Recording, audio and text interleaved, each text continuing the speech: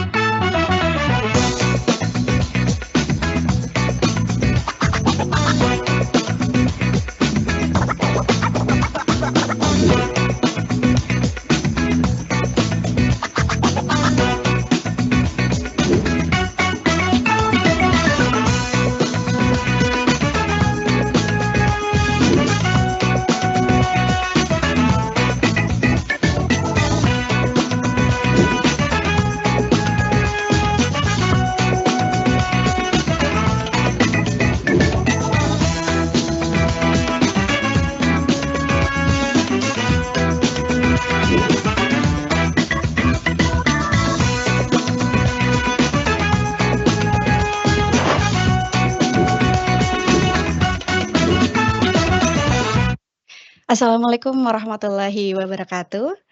Selamat siang, halo Sobat Pos dan Sobat Tumbuh semua. Semoga dalam keadaan baik dan sehat ya.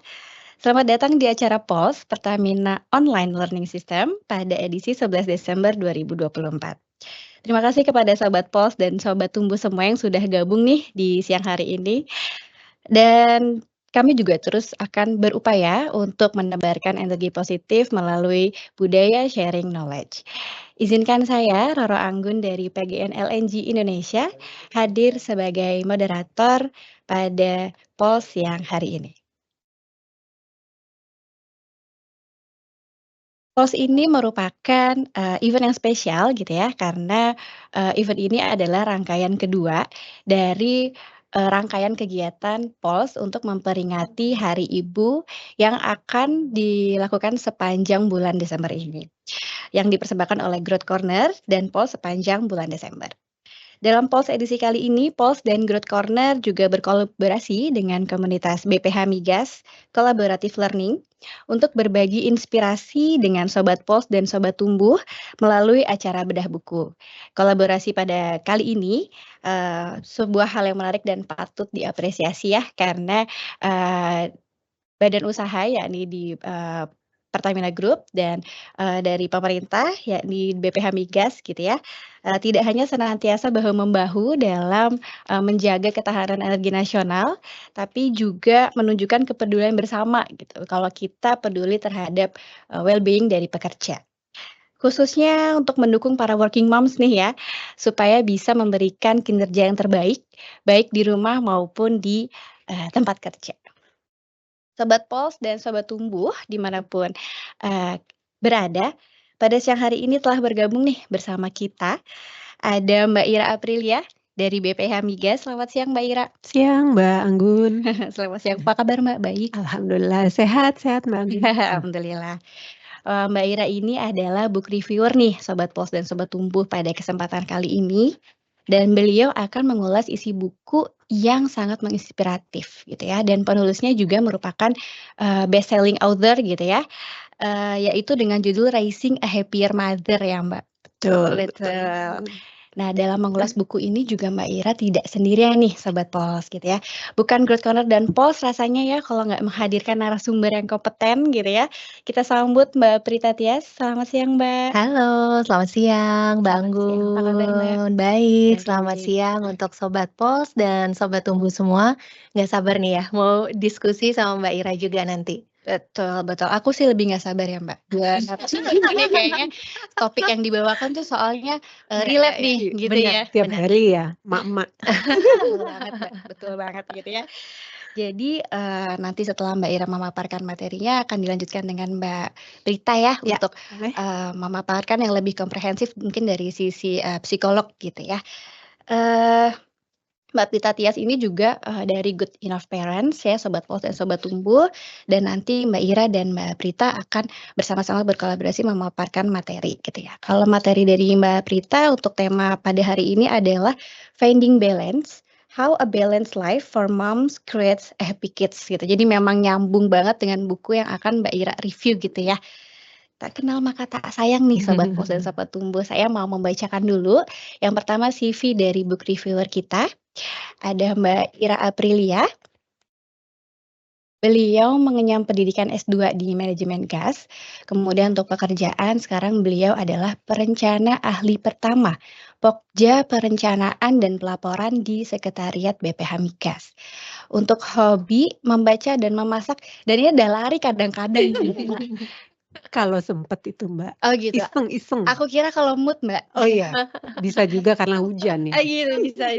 Dan kebetulan anaknya 1 ya, Mbak, Satu, laki-laki ya? sekarang masih 1 Mbak Anggun. Oh gitu, siap. Kemudian saya akan lanjut membacakan CV dari narasumber kita. Ada Mbak Prita Tias Mangestuti, Master Psikologi. Beliau adalah psikolog klinis dan keluarga.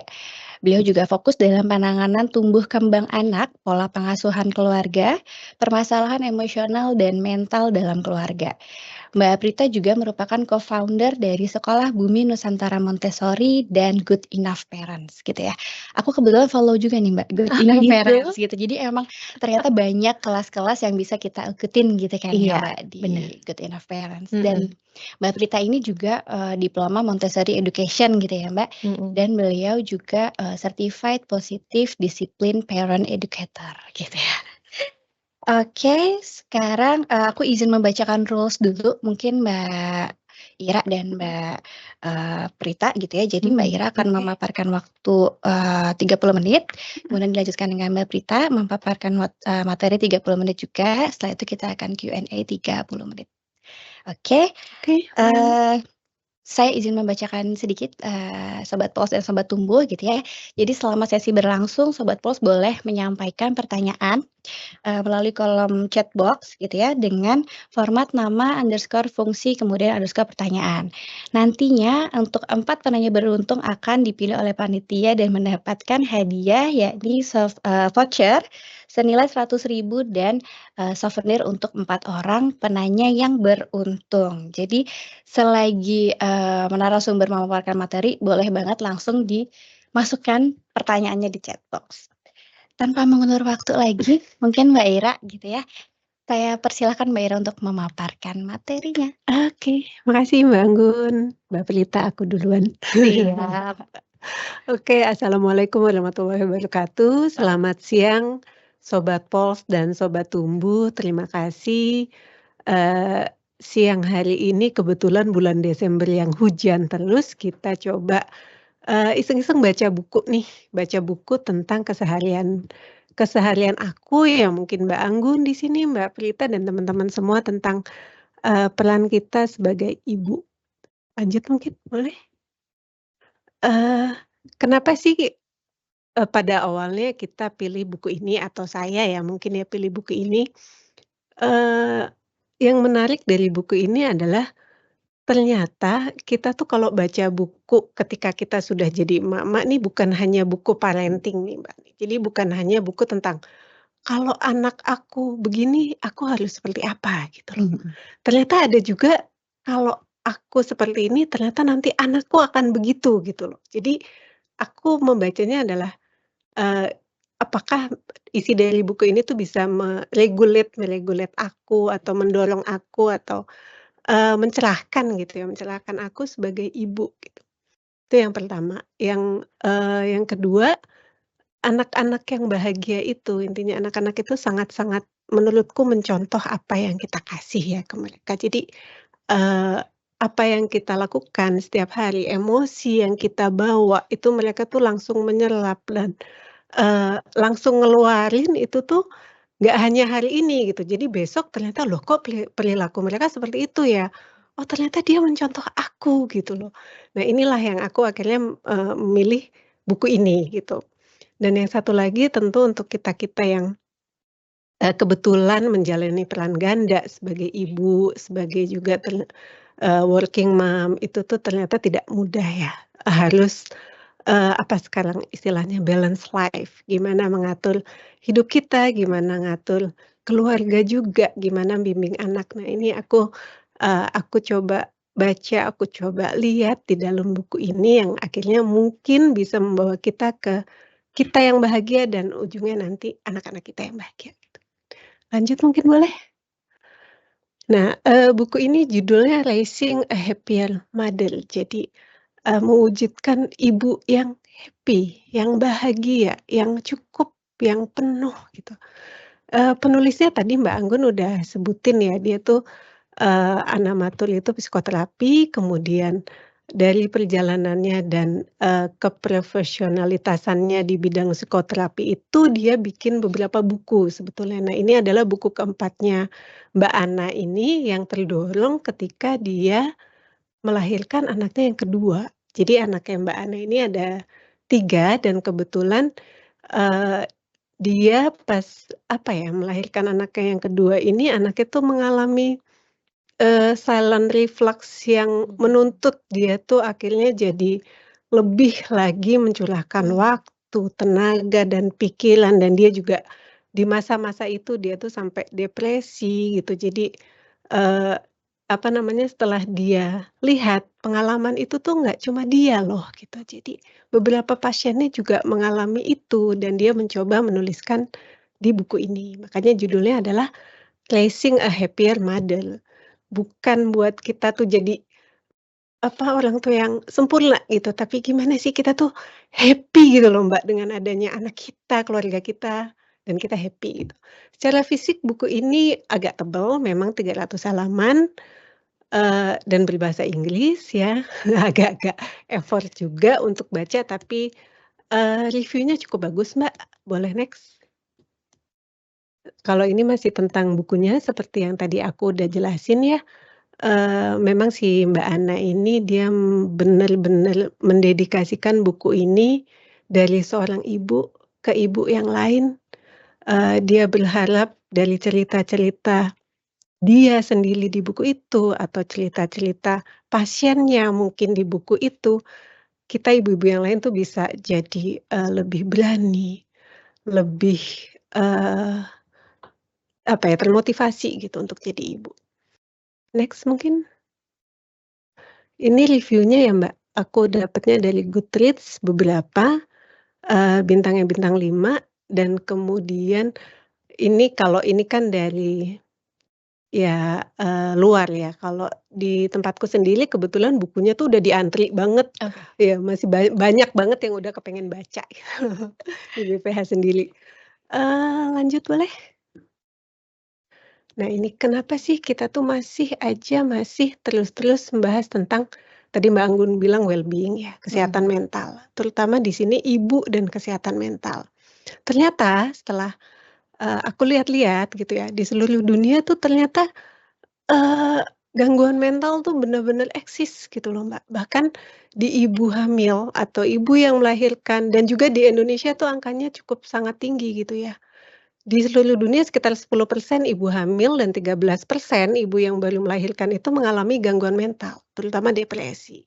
Dan ternyata di negara berkembang itu tuh angkanya justru lebih tinggi gitu loh Mbak, mungkin ada faktor-faktor lain ya. Nah di Indonesia sendiri itu menurut BKKBN 57% ibu di Indonesia mengalami baby blues. 57% kan lebih dari setengahnya ya Mbak ya ternyata ya. Gitu, kenapa juga ini menjadi pendorong untuk, aku pilih buku itu sih. Nah ini mungkin kita bisa mulai, supaya lebih dapat feel-nya ya, baca. Ibu adalah sosok pertama yang memperkenalkan dan mengajarkan anak terhadap dunia. Jadi gimana pentingnya ibu gitu loh, di setiap hari, di setiap waktu perkembangan anak. Walaupun tidak menyisihkan peran ayah, tapi ibu, menurut aku juga pribadi itu sangat-sangat penting. Lanjut boleh Mas? Aku coba masuk ya ke buku ini, jadi buku ini dibagi ada 3 part. Yang pertama adalah tentang, fantasi mother. Dia menyebutnya Mbak Ana ini bilangnya fantasi mother. Fantasi mother itu ibu ideal yang kita bayangkan gitu loh Mbak. Ibu ideal yang kita bayangkan itu seperti apa dan mungkin ibu ideal itu cuma hidup di fantasi kita aja, nggak ada di diri kita juga nggak ada gitu. Jadi aku bilangnya sometimes we live in fantasy gitu. Nah itu bagian pertamanya, kemudian bagian keduanya nanti ada beberapa hal yang menghalangi kita jadi ibu fantasi itu, kemudian yang ketiga konklusi. Boleh lanjut Mas? Nah ini, motherhood fantasy, apa sih, ibu yang dalam fantasi kita itu ibu ideal itu seperti apa sih gitu?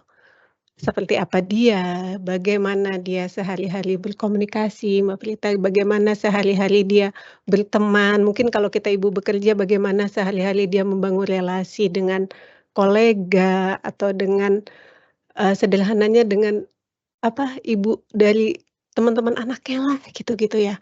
Nah itu seperti apa sih kita menuntutnya dia tuh kita pasti punya, sosok ideal ya, sosok ideal tuh bisa aja, aku harus masak terus untuk anakku setiap hari, aku nggak mau ngasih gadget ke anakku, aku akan memberikan edukasi yang seperti A, seperti B, seperti C, itulah sosok menurut aku itu sosok ideal seperti itu gitu.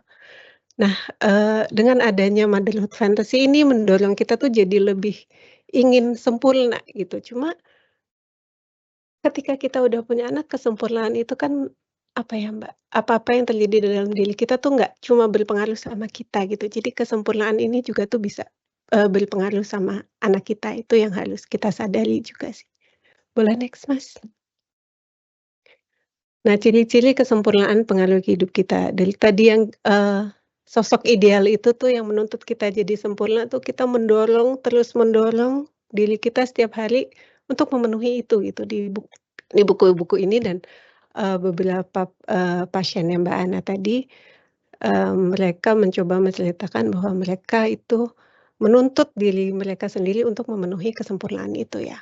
Akibatnya apa sih? Akibatnya kita capek, akibatnya kita merasa gagal ketika kita tuh tidak memenuhi standar, kemudian kita mau minta tolong orang, "Ah, masa sih aku minta tolong orang lain?" Gitu kan.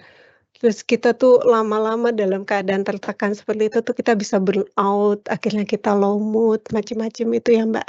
Dari tadi fantasi mother-nya itu, dari dorongan kita untuk memenuhi itu. Mungkin lanjut, Mas. Nah, sekarang gimana sih setelah kita tahu sosok idealnya, kita mencoba, memenuhi itu, akhirnya menuntut kita untuk selalu jadi sempurna, kita harus gimana gitu? Bahkan kan tidak semua hal bisa kita kontrol ya, Mbak, ya. Jadi itu antara kita holding on or letting go. Eee, kita karena kita terlalu ingin mengontrol sesuatu, kita bisa stres itu akibatnya. Kemudian yang tadi aku bilang, banyak hal yang nggak bisa kita kontrol, semakin kita kontrol, kita semakin tertekan. Jadi pilihannya di kita sih, kita mau terus-menerus di situ atau kita akhirnya, ya udah, aku melepaskan apa yang tidak bisa aku kontrol gitu. Boleh lanjut, Mas? Nah, fantasi mother ini dari mana sih keinginan-keinginan kita untuk jadi ideal tuh sebetulnya berasal dari mana sih gitu? Ternyata dari Mbak Ana yang dia explore dari pasien-pasiennya dalam buku itu, beberapa mungkin mengalami secara garis besar ya, mengalami ada 7 ini ya, keinginan untuk mengulang atau menghindari pengalaman masa kecil, kemudian yang terjadi sekarang, media sosial, kita ngelihat sempurnanya ya Mbak Prita, Bener hidup banget, Kak. orang-orang sempurna banget gitu kayaknya. Kemudian ada juga perubahan peran ibu dari masa ke masa, mungkin dulu ibu-ibu kita tuh, beda zamannya sama Iya. kita ya, tuntutannya juga Mhm. berbeda gitu loh. Kemudian aku membandingkan, "Oh kok hidupanku kok gini, kehidupan Mbak Anggun kok gitu," gitu ya. Itu mungkin trauma juga ada, atau mungkin anggapan orang terhadap diri kita itu juga menuntut kita untuk selalu jadi kepengennya kita sempurna, gitu. Si fantasi mother ini begitu mengontrol gitu ya, di buku ini. Boleh lanjut, Mas? Nah ini, dari sekian banyak itu, dari sekian upaya kita untuk memenuhi apa sih fantasi mother itu ya, kita lihat lagi deh akhirnya si Mbak Ana dan pasien-pasien ini dia melihat lagi ke dirinya gitu. Kenapa ya aku tuh nggak bisa seperti itu gitu, akhirnya dia lebih, eee, mengeksplor dirinya, lebih lihat lagi ke dalam, I turn my focus to the me that sits beyond the facade gitu, lihat aku lagi yang berdiri di belakang itu semua gitu. Lanjut boleh. Nah ini ada, sebetulnya buku ini tadi tentang ini Mbak, tentang, apa sih yang menghalangi kita tuh jadi ibu yang ideal menurut kita ya. Itu yang pertama ada perasaan bersalah, kemudian perasaan marah, kemudian keinginan kita untuk membandingkan, kemudian kesendirian, kecemasan, dan kelelahan. Aku, mau bahas mungkin sedikit aja satu persatu dari faktor-faktor ini ya. Lanjut boleh? Nah ini yang pertama perasaan bersalah. Apa sih perasaan bersalah? Si Mayvi ini pasiennya, Mbak Ana, dia bilang, "Whenever I think that motherhood is hard, I feel guilty because I have friends who would pay all the money in the world to be in my position." Jadi ketika dia merasa, "Aduh gue kok capek banget gitu ya jadi ibu, kok kayaknya lelah banget." Dia merasa bersalah gitu. Ketika dia lihat, banyak loh sebenarnya yang pengen jadi aku, banyak yang pengen di posisi aku saat ini gitu loh. Nah, kenapa kita sih kadang-kadang merasa bersalah gitu, sementara kita mikir ya, maksudnya, kadang-kadang ke anak itu kasar, kadang-kadang kalau kita udah nggak sabar teriak-teriak ke anak gitu. Kenapa kita, merasa seperti itu? Yang pertama adalah karena arus informasi yang sulit dibendung tadi itu ya, Mbak, ya. Mungkin, di medsos kita lihat orang seperti ini, ada banyak influencer yang ngomongnya, "Aduh bisa halus banget ke anak ya," gitu, "kok aku enggak," gitu. Kemudian, sekarang juga kita pakai alat komunikasi handphone, semua orang bisa mengakses kita terus-menerus, kita overwhelmed, kelelahan gitu. Jadi, itu sih. Cuma yang kita perlu tegaskan adalah di sini di buku ini dibilang, judgment and guilty itu berbeda ya. Jadi, sorry bukan judgment ya, rasa malu shame. Shame sama bersalah itu beda. Kalau rasa bersalah itu ketika kita pagi nih misalnya teriak-teriak ke anak kita bilang, kita sadar, "Oh harusnya aku nggak gitu, aku besok nggak akan gitu," gitu. Tapi kalau rasa malu adalah, "Aduh aku gagal banget ya jadi ibu," gitu, terus-menerus melihat itu sebagai suatu kegagalan, gitu sih. Lanjut boleh Mas? Nah untuk, mengatasi perasaan bersalah itu si Mbak Hana ini, dia menerapkan ACT teknik, address, identifikasi perasaan bersalah kita tadi tuh apa sih gitu, karena apa sih? Apakah karena tadi misalnya aku contohin teriak-teriak ke anak tuh kenapa sih sebenarnya gitu. Kemudian compassion, compassion tuh, eee, kita melihat diri kita ketika kita, eee, melakukan itu, kita juga harus lihat, kenapa ya aku begitu gitu ya, lebih lihat lagi tapi nggak yang marah gitu ke diri kita ya Mbak Prita kalau di buku itu ya. Jadi lihat, oh aku ternyata begitu karena ini, aku juga menyayangi diriku, aku mungkin nantinya tidak akan melakukan itu lagi, di tweak itu adalah nantinya aku nggak akan gitu lagi. Jadi guilt is there to prompt me, not to shame me. Jadi, perasaan bersalah itu akan terus mendorong aku untuk jadi lebih baik, bukan untuk mempermalukan aku gitu. Itu yang tadi perasaan bersalah, next boleh. Nah yang kedua tadi ada rasa marah ya, Mbak, rasa marah atau, kok aku marah-marah terus gitu. Nah ternyata di buku itu dari beberapa pengalaman, pasien-pasiennya Mbak Ana, rasa marah itu sangat dekat dengan perasaan kewalahan.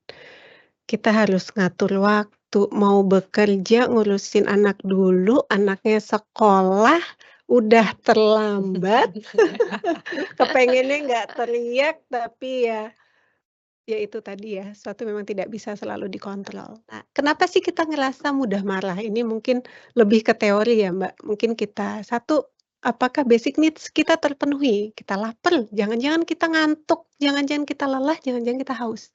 Kemudian apakah mental kita baik-baik aja? Jangan-jangan pekerjaan ini kayaknya aku terlalu menguras emosi, jadi akunya stres gitu. Kemudian apakah aku depresi atau ada gangguan hormon tertentu atau yang lain-lain yang lebih ke teori gitulah. Nah masih sama guilt tadi kita harus gimana sih terhadap rasa marah itu ya Mbak. Kita identifikasi dulu rasa marahnya, eee, aku marah kenapa gitu, validasi kemudian validasi, oh iya aku marah, nggak apa-apa aku ternyata marahnya karena A gitu. Kemudian lagi-lagi di buku ini compassion Mbak, compassion terhadap diri kita gitu. Ya udah aku marah, nggak apa-apa, aku memaafkan diriku aku marah. Tapi aku mencoba untuk tidak lagi seperti itu, being responsible terhadap marah itu. Aku bilang ke anakku, "Mungkin maaf mama tadi begini begini begini, aku marah, aku melakukan ini, tapi kita juga berjanji untuk tidak gitu lagi dan berusaha ya. My rage is symptom of my needs, feels and feeling." Jadi kemarahan aku itu mungkin karena basic needs-ku tidak terpenuhi, atau aku takut jangan-jangan ya, atau feeling-feeling lain yang mempengaruhi dari rasa marah itu. Nah, yang kemudian yang ketiga, yang menghalangi tadi kita jadi fantasi mother adalah, membandingkan. I feel kata Kirsten, I feel happy enough at how I parent until I see someone doing a better job. Kayaknya aku happy-happy aja nih parenting aku gini. Tapi ternyata lihat orang lain, aku nggak ngasih gadget anakku gitu. Kok kayaknya better ya gitu. Aku bermain terus sama anakku gitu. Kayak aku nggak punya waktu gitu. Jadi kita mulai membandingkan, boleh next Mas. Membandingkan itu sebetulnya bisa jadi motivator kalau kita memang bisa manage ya Mbak. Tadi area of comparison mungkin pekerjaan kita, boundaries tadi ke anak ya. Kita nggak ngasih gadget, sementara orang lain ngasih gadget, kita nggak ngasih yang dibilang junk food, mungkin orang lain ngasih atau segala-gala gitu sampai yang mungkin tidak berdampak langsung ke anak kayak kondisi keuangan, kemudian kondisi rumah kita, rumah dia rapi terus, rumah kita kayak kapal pecah gitu-gitu, atau kondisi kita sendiri, mental health kita, relationship sama pasangan, whatever it is ya itu ternyata juga merupakan area-area dari kita membandingkan diri kita sama orang lain gitu. Nah, ada yang dibilang badness comparison. Badness comparison apa sih? Ketika kita membandingkan diri kita dengan orang lain dan kita memutuskan bahwa, "Oh aku nggak berhak nih dapat perasaan ini, aku nggak berhak untuk happy karena dia susah," gitu-gitu. Itu namanya di buku ini dibilang badness comparison. Nah di comparison ini apa sih yang penting? Yang penting diingat adalah kita semua beda Mbak. Jadi ketika kita membandingkan diri kita dengan orang lain, kita semua berbeda. Apa-apa yang terjadi dengan diri kita pasti dipengaruhi oleh latar belakang, mungkin pengalaman, dan dia juga begitu gitu. Jadi buku ini menekankan bahwa nggak bisa loh kita tuh langsung membandingkan diri kita dengan orang lain gitu, nggak bisa. Jadi kita juga harus lihat hal-hal seperti itu. Oke, boleh next Mas.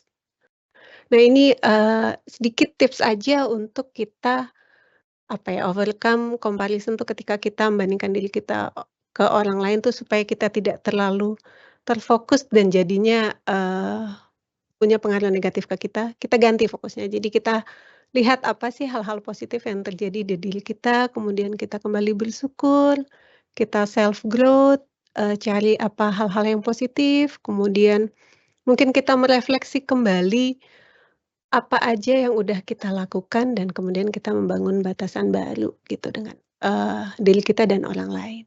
Lanjut boleh?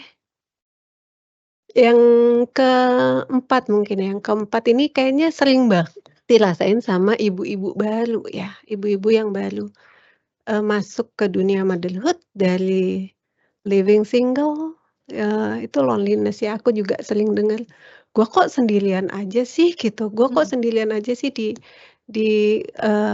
kehidupan motherhood ini, aku lagi yang harus ngurusin anakku, aku sendirian." Kata Tamsin, "It's loneliness I feel when I'm in the kitchen on weekday afternoon absorbing my children's feeling like a sponge yet with nowhere to go to have my own heart.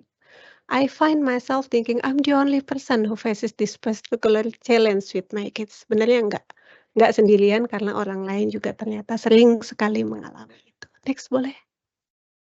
Nah ini, perasaan sendiri itu, apa ya Mbak, mungkin sulit orang lain tidak bisa langsung lihat gitu. Kita bisa aja tetap melakukan relationship yang bagus sama orang lain, tetap oke, tapi di dalamnya kita merasa sendiri.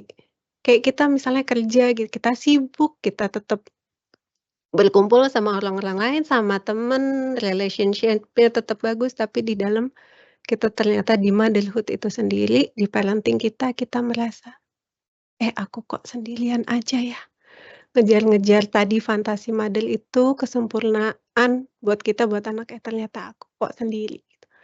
Nah si Mbak Hana ini mencoba giving advice ke pasien-pasiennya mungkin kalau misalnya kita merasa itu, cari network baru itu bisa dengan sekarang online kayaknya banyak ya komunitas mungkin, kemudian kita juga awalnya kita harus jujur, ternyata aku memang butuh orang lain gitu, butuh teman mungkin, butuh komunitas baru untuk meng-overcome perasaan loneliness itu. Lanjut boleh. Ya yang ini nomor 5 nih, cemas. Cemas itu kata Pina, salah satu pasiennya Mbak Ana, "I felt it in my chest. It's heavy like a pressure but also makes everything feel fast. My heart, my blood around my body, my thoughts." Itu kata Pina ya. Dia mulai cemas. ternyata dari, perjalanannya motherhood ini emang sering bikin cemas ya, Mbak, cemas akan anak-anak gitu. Lanjut boleh? Sebenarnya ini, fun fact tentang kecemasan. Kecemasan tuh apa sih? Kecemasan itu sebenarnya natural. Itu respon saraf kita atas mungkin hal-hal buruk yang kita pikir akan terjadi atau yang lagi terjadi gitu. Eee, Kemudian kita juga butuh rasa cemas untuk tetap aman, waspada, dan tetap merasa hidup. Kalau misalnya, eee, kita lihat, oh situasinya kayaknya kurang gimana gitu, aku harus gimana, itu kan sebenarnya kecemasan juga ya, Mbak. Di setiap, detik dari hidup kita, kita juga seperti itu kan. Kita harus survive, survival mode atau easy mode atau apa, itu kan juga didorong oleh kecemasan ya, Mbak. Nah, hal yang harus diwaspadai adalah ketika kecemasan telah merampas rasa keibuan atau merampas kedamaian kita dan mempengaruhi kita dalam mengambil keputusan. Maka mungkin kita butuh support di luar, kayak mungkin Mbak Prita ya, kita bisa ambil, "Udah mulai cemas terus nih tiap hari kok sampai nggak bisa tidur sih aku," gitu. Tiap bangun, aduh deg-degan akan terjadi apa gitu, mungkin kita butuh support dari mungkin ngobrol santai sama temen atau, profesional. Nah yang, tadi mungkin belum selesai Mas, dikit aja, ketakutan dan kecemasan mengambil alih ruang di mana seharusnya kegembiraan dan kehadiran bisa tinggal. Jadi kita cemas terus akhirnya nggak happy. Next. Yang terakhir ini kayaknya less is productive. Kapan sih kita sebagai ibu, terutama ibu bekerja ya, kita punya waktu buat diri kita sendiri, tanpa mikirin misalnya kita ke salon tapi mikirin, "Aduh nih anak di rumah gimana ya?" Gitu. Kita kerja terus tanya-tanya terus sama si Mbak, "Mbak, adek lagi ngapain? Mbak, adek apakah sudah makan?" Gitu, atau apa. Atau kita lagi me time terus tetap kepikiran, "Aduh adek harusnya, ambil ekskul," atau apa-apa. Itulah, itu, tentang, gimana kita overwhelmed, kewalahan, terus sebenarnya kita tuh juga butuh istirahat. Next boleh? Nah ini overwhelmed and exhaustion. Tips ketika terlalu banyak hal yang harus dilakukan, abaikan. Jadi kita harus, misalnya ngeliat nih mau berangkat ke kantor, to do list-nya kan banyak ya, nyiapin bekalnya si adek, bajunya, pakai apa ya hari ini anak ini gitu. Nah ketika waktunya udah mepet dan kita bener-bener, aku kayaknya nggak bisa meng-handle ini semua, kita lihat lagi list-nya, yang mana sih yang harus dilakukan.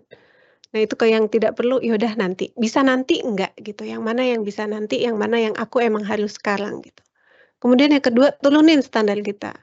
Nah kadang-kadang ini kan kita terjebak dengan standar kita sendiri ya Mbak, harusnya di sini loh, harusnya ini anak ini jam segini sudah seperti ini gitu, harusnya jam 9 udah mandi, udah makan, jam 10 nggak ngapa-ngapain. Ya udah gitu, kita turunin standar kita, nggak harus banget kok setiap hari seperti itu. Kemudian yang ketiga delegasi. Bisa nggak kita, mendelegasikan tadi to do list itu ke orang lain, misalnya bapaknya ya, "Tolong dong Pak ini anaknya di-handle dulu, aku harus ngerjain yang lain," mungkin seperti itu sih. Kemudian yang tadi tunda, bisa nggak, beberapa kegiatan itu ditunda nanti atau besok bisa nggak? Minggu depan atau kapan, bulan depan? Itu, sepertinya cara-cara yang bisa dilakuin ketika kita udah burnout banget ya, udah overwhelmed, udah capek, dan, udah nggak bisa lagi menentukan apa yang harus dilakukan. Next boleh. Itu sebenarnya udah sampai ke tahap konklusi, Mbak. Jadi Mbak Ana itu bilang di bukunya 6 hal itu yang menghalangi kita tuh jadi ibu yang ideal menurut kita tadi ya di awal ya Mbak Prita ya. Nah sekarang kita aja mau seperti apa, kita mulai dengan diri kita boleh next? Kata Kamil, "Someone called me a super mom the other day, for some reason I feel like crying." Validasi, tapi validasi yang paling penting adalah dari kita sendiri, dari kita untuk kita. Itu yang pertama, validasi. Kedua boleh lagi? Do it for younger you. I cannot even contemplate my daughter feeling this sense of failure at my age, Petra. Coba lihat, ketika kita umur 5 tahun gitu ya, terus kita tuh, bilang sama kita di umur 5 tahun itu dengan kita yang sekarang, "Kamu tuh nggak cukup baik loh ketika dewasa. Kamu tuh nggak bisa jadi ibu yang baik, kamu nggak bisa jadi ibu yang sempurna." Gimana gitu? Gimana rasanya kita tuh ngomong seperti itu ke kita di umur segitu. Jadi do it for younger you. Ingat kalau kita tuh dulu masa kecil kita seperti apa, kita ingin se-happy apa gitu, dan itu yang harusnya tetap kita ingat-ingat dan kita bawa sampai sekarang. Boleh next lagi? Do it for your children. Do it for your children ini sebenarnya, kalau aku punya anak, apakah aku mau dia itu seperti aku yang tadi berusaha selalu sempurna, kecapean, kelelahan, yang kalau ini kata Kezia ya, jadi ibu yang sebenarnya sayang sama anaknya, tapi akhirnya aku nggak punya waktu buat diriku sendiri gitu. Aku nggak mau, kata Kezia, aku nggak mau, jadi aku akan mencari cara supaya anakku nggak jadi aku yang seperti itu gitu. Next, moving with changes. Moving with changes ini kita mengubah beberapa hal dari hidup kita, membangun lagi boundaries-boundaries yang baru, yang dulu belum pernah ada. Even mungkin orang-orang di luar kita nggak setuju, nggak suka, atau apapun itu, tapi kita berusaha jalanin buat diri kita sendiri. Boleh? Udah ya? Udah sih Mbak Anggun, Mbak Prita ya, kalau yang aku baca. Kalau yang aku baca dari buku itu, konklusinya gini, dengan setiap keputusan yang Anda buat dengan mengingat pelan sebagai ibu sejati Anda meneguhkan narasi baru. Dengan setiap kebutuhan yang Anda penuhi, emosi yang Anda validasi, istirahat yang Anda ambil, dialog batin yang Anda sesuaikan, Anda membangun kepercayaan diri dalam peran sebagai ibu. Jadi intinya kita membangun diri kita sendiri, koneksi lagi ke diri kita sendiri, dan itu nanti akan membentuk kita jadi ibu yang seperti apa, yang happy tentunya, dan inginnya anaknya happy. Itu aja. Mungkin Mbak Anggun, Mbak Prita. Terima Oke. kasih loh Mbak Ira. Keren Semangat banget. kita ya, Mbak. Nah, terima kasih loh ada tepuk tangan virtual loh. Perlu ya. Aku pas Mbak Ira jelasin tuh lebih kayak, kok relate ya? Iya, iya. Kok aku berasa gitu Mbak Prita? Heeh, heeh. Jadi kayak yang Mbak Ira paparin gitu ya dari buku ini tuh kayak mungkin working moms ya, terutama mungkin ya Mbak Prita, lebih relate karena kita yang di kepala tuh banyak banget gitu Betul, Mbak Ira. iya.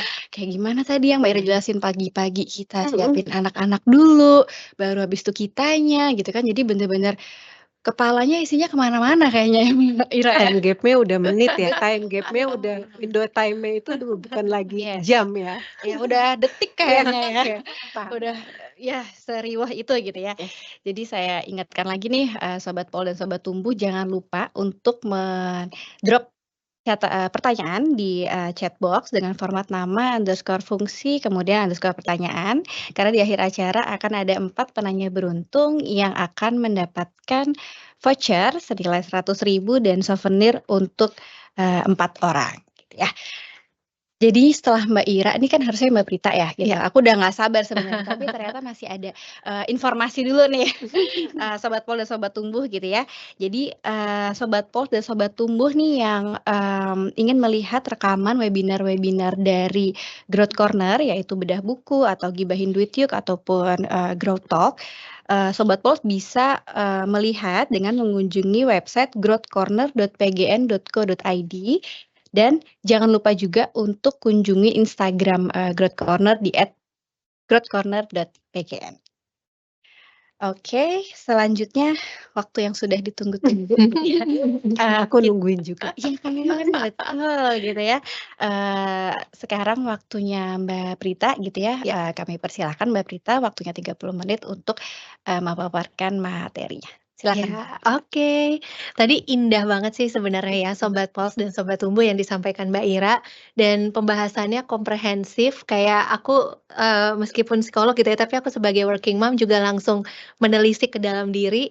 Oke, ini yang muncul, si overwhelm lah, si exhaustion lah gitu ya, dan ini yang sudah aku lakukan, ini yang belum gitu. Nah, terus tadi yang disampaikan Mbak Ira tentang fantasi kita nih Sobat Pos dan Sobat Tumbuh untuk menjadi seorang ibu yang ideal gitu ya.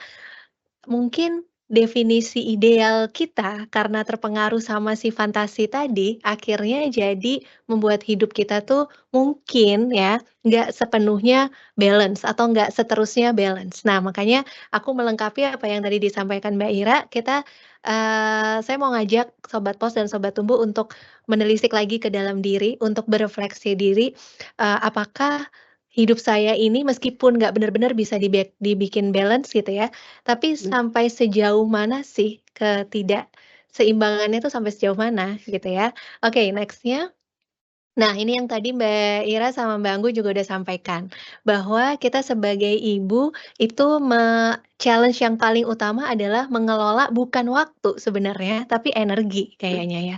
Karena ketika kita bicara tentang waktu tuh nggak bisa diapa-apain. Betul, betul, betul. Nggak bisa diapa-apain ya, 24 jam kita punya dan kita punyanya semua sama. Tapi kadang-kadang apakah yang menentukan ada satu ibu yang gampang overwhelm, yang mudah tingkat stresnya tuh naik turun gitu ya. Atau ada satu ibu yang mungkin relatif oke naik dikit tapi awareness-nya cepat untuk menurunkan lagi tingkat stresnya gitu ya. Jadi kalau kita lihat tuh adem lah gitu ya, kayak damai gitu ya. Nah, itu mungkin yang membedakan adalah kemampuan seorang working mom atau seorang ibu untuk mengelola energinya. Karena ya itu tadi energi ini seperti baterai itu kan satu sumber daya untuk kita mengelola semua yang harus kita selesaikan, kita kerjakan gitu ya. Mau urusan family, mau urusan kerjaan. Nah, ini nanti kita akan coba bedah satu-satu. Nah, kalau kita bilang, mungkin nggak sih Mbak Prita hidup kita tuh balance? Mungkin nggak sih Mbak Ira sama Mbak Anggun? Kayaknya nggak ya. Tadi ada lari aja kadang-kadang kan Mbak. Aku pun juga gitu ya. Sebenarnya itu semuanya kadang-kadang. Benar, masa kadang-kadang lari, kadang-kadang kalau ingat gitu ya. Nah, tapi kenapa kok penting untuk kita refleksikan yang nggak imbang yang mana nih, PR-ku yang mana nih, apalagi kita mau tutup tahun, mau buka tahun yang baru gitu ya, supaya kita terhindar dari itu tadi ya, burnout dan lain sebagainya. Nah, apa yang mesti kita jaga nih next-nya? Nah, ini ya, karena kita jugglingnya kita tuh kayaknya sesuatu yang kayak kalau kita juggling bola gitu ya, kayak yang ini ketangkap, yang ini lepas gitu ya, atau ketangkap semua terus kitanya ngos-ngosan gitu kan. Next-nya. Nah, ini dia. Ini yang mungkin satu kurva stres yang mungkin ada beberapa sobat pos dan sobat tumbuh yang udah pernah tahu juga gitu ya. Cuman kita bisa refleksikan sama-sama. Kalau 2024 itu ada 12 bulan, berapa bulan kita ada yang di hijau, yang di kuning, yang di orange, atau merah tua gitu ya. Kalau kita lihat kan kita sama-sama sepakat ya kalau stres itu perlu ya Mbak Ira sama Mbak Anggun ya. Stres yang sehat itu perlu. Nah, kita sepakat lah itu. Dan nggak mungkin kita nggak punya stres kalau kita bicara working mom. Ketika stres kita dalam kadar yang tepat, definisinya apa sih tepat itu? Ketika seseorang merasa punya kapabilitas untuk menyelesaikan challenge yang ada di depannya. Ketika berarti kan kita punya misalnya anak gitu ya, dia tantrum nih, atau dia ngeyelan banget nih, dia ngebantah nih gitu ya. Tapi ketika kita punya kapabilitas bahwa, "Oh oke, aku udah belajar kok kalau anak umur 2-4 tantrum itu karena keterbatasan dia menyampaikan komunikasinya, itu nggak apa-apa, aku tahu cara handle-nya." Sehingga ibu A ini ketika anaknya tantrum mungkin level stresnya masih kalau kita lihat di kuning nih, gitu ya. Tapi mungkin ada apalagi itu udah anak kedua, anak ketiga misalnya gitu ya, yang udah, ya udah nangis aja entar juga diam sendiri gitu ya.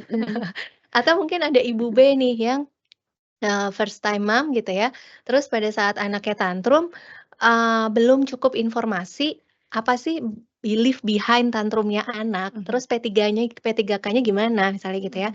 Dan ditambah kurangnya support system misalnya di ibu B ini sehingga, ketika tantrum ini berulang gitu ya, ibu B merasa, "Gua nggak tahu harus diapain, gua nggak punya kapabilitas untuk menangani ini, nggak bisa dilempar ke yang lain lagi, nggak ada siapa-siapa di rumah," misalnya gitu ya. Sehingga anak tantrum nih, bagi ibu A tadi stresnya levelnya tuh masih kuning, bagi ibu B mungkin udah merah gitu ya. Jadi definisi, stres itu kan tergantung kapasitas kita gitu. Nah, cuma yang perlu kita refleksikan adalah di saat-saat apa atau trigger yang seperti apa yang membuat kita tuh gampang banget, meleot ke kanan gitu ya. Mungkin kalau Atau meleot terus ke kanan. atau meleot terus ke kanan ya.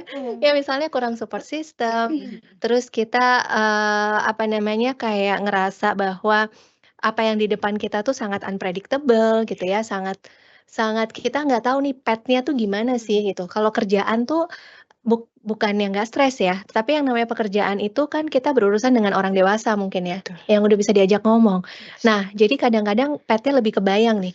Tapi kalau sama anak gitu, gue udah sabar dari pagi gitu ya, kemauan diturutin, kenapa mau tidur pecah juga nih nangisnya gitu kan, kayak sesuatu yang susah kita kontrol gitu ya. Nah, jadi poinnya dari stress level ini kayaknya kita mesti tahu 2 hal. Yang pertama, di saat apa, trigger apa sih yang paling gampang bikin kita langsung ke kanan gitu ya, dan yang kedua, apakah kita punya kapabilitas untuk menangani challenge-challenge di, depan kita gitu. Nah, next-nya, oke, nah ini dia ya kalau ditanya, Mbak Prita bisa nggak sih sebagai working moms itu kita tuh, seimbang gitu antara, peran profesional dan juga keluarga gitu. Nah, sebenarnya kalau dari beberapa jurnal menyebutkan susah untuk seimbang dan goals-nya tuh bukan seimbang sebenarnya gitu ya, tapi ada harmoni di situ, dan ternyata peran kita itu bukan cuman keluarga, bukan cuman,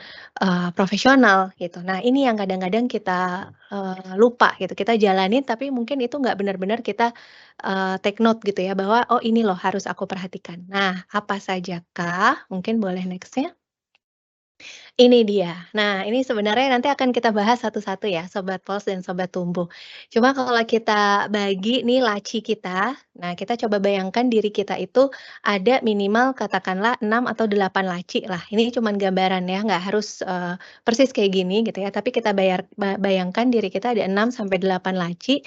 Nah, masing-masing laci itu punya sesuatu yang harus dipenuhi supaya jalannya roda hidup kita tuh nggak meleot tadi, gitu ya. Nah, ini yang, nanti akan kita telisik satu-satu. Sambil nanti misalnya saya jelaskan, kalau Sobat Pos dan Sobat Tumbuh mau coba sambil coret-coret ya di kertas masing-masing, berapa nih skornya, yang mana nih yang kira-kira aku nggak imbang dan ini tidak aku, penuhi sehingga tanpa sadar ini penyebab aku meleot. Ya, sebagai contoh misalnya, ini pengakuan dosaku sendiri ya, Mbak Ira sama Mbak Anggun ya. Kalau aku tuh, saya tuh biasanya kurang di, kesehatan dan health and fitness yang tadi kadang-kadangnya Mbak Ira tuh, kadang-kadang banget di aku masalahnya ya. Jadi ketika, oh oke dari segi makan sepertinya kurang dijaga nih, kayak ya udahlah sekenanya aja gitu ya. Terus dari segi olahraga, aduh mau olahraga tapi kok, anak kayaknya minta main ya gitu ya, diselipin di mana nih waktu olahraganya. Sehingga ini kurang dan kalau ini tidak saya sadari, bisa jadi kekurangan pemenuhan dari si, health and healthy lifestyle ini menyebabkan seorang Prita ini jadinya gampang ngamuk gitu ya, gampang ngegas, gampang stres dan mungkin bikin orang lain stres juga gitu. Nah makanya coba kita lihat, satu persatu ya, next-nya. Oke, nah ini, career atau, pekerjaan kita lah ya.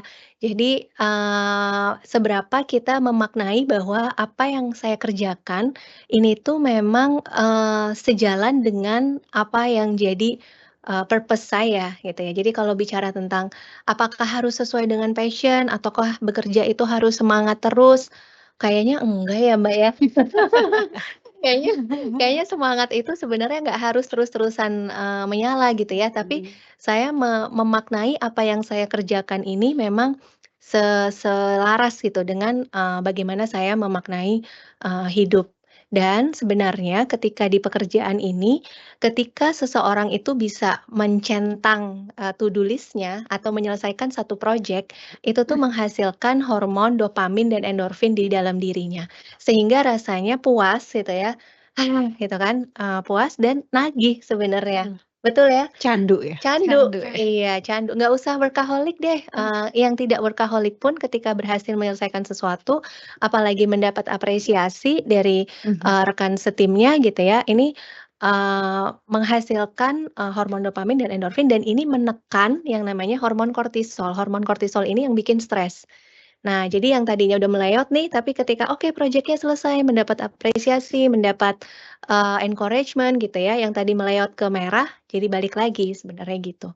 Dan ini aku kasih notes nih, karena tadi sebenarnya, poinnya adalah ketika kita bisa menjaga masing-masing wheels ini relatif balance, nggak harus selalu balance, tapi relatif balance, sebenarnya bukan cuman kita yang dapat, manfaat atau keuntungan gitu ya, tapi anak akan belajar dari apa yang kita kerjakan di masing-masing wheels itu.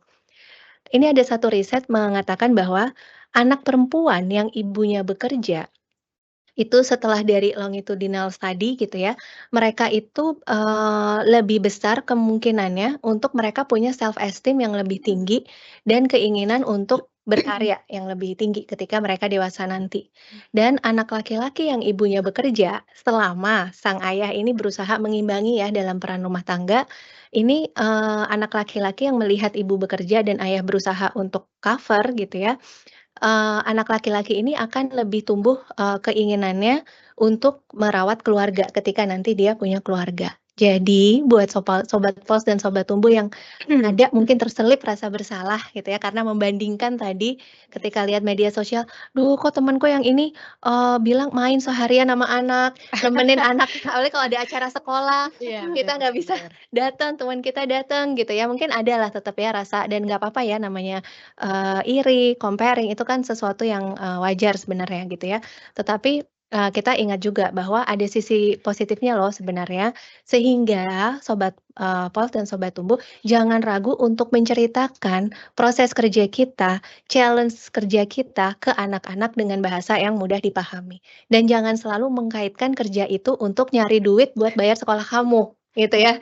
Tapi ibu kerja karena ibu senang ketika ibu membuat A, nanti yang akan terbantu B, C, D, E misalnya gitu ya. Jadi anak akan melihat bahwa ibunya, ayahnya bekerja itu untuk kepentingan orang banyak juga loh sebenarnya, bukan melulu perkara uang gitu ya. Next-nya yang kedua, nah ini dia, wheels yang kedua adalah family and relationship. Kalau ini aku rasa untuk sobat pos dan sobat tumbuh, mungkin ini kita selalu aware dan selalu ingat untuk menjaga supaya ini nggak, kecil skornya gitu ya. Jadi kalau tadi skor 0 sampai 10 misalnya, aku yakin ini kita berusaha jaga ya. Apa aja sih yang musti kita refleksikan gitu ya. Yang pertama, bagaimana kualitas komunikasi kita. Bukan cuma sama anak sebenarnya, sama pasangan dan juga sama orang tua kita gitu ya. Yang kedua, apakah special time yang kita punya dengan anak atau dengan pasangan itu sudah membangun koneksi atau belum? Kunci membangun koneksi adalah pada saat special time dua-duanya happy. Jadi kalau, "Mbak, aku kan kerja ya, sampai rumah kena macet tuh, sisa 30 menit, 40 menit nih sama, anakku sebelum tidur." 20 menit itu cukup sobat pos dan sobat tumbuh, asalkan dalam 20 menit itu kita tahu benar apa yang bikin anak kita itu ketawa ngakak atau gelendotan sama kita, gitu ya. Jadi, dan ini nggak harus kayak yang di, sosial media bacain buku sambil tarik selimut gitu ya. Karena ada anak-anak yang nggak suka dibacain Yes, buku, jadi nggak ada kalau ditanya, "Mbak, special time yang paling ideal nggak ada yang paling ideal apa?" Gitu ya.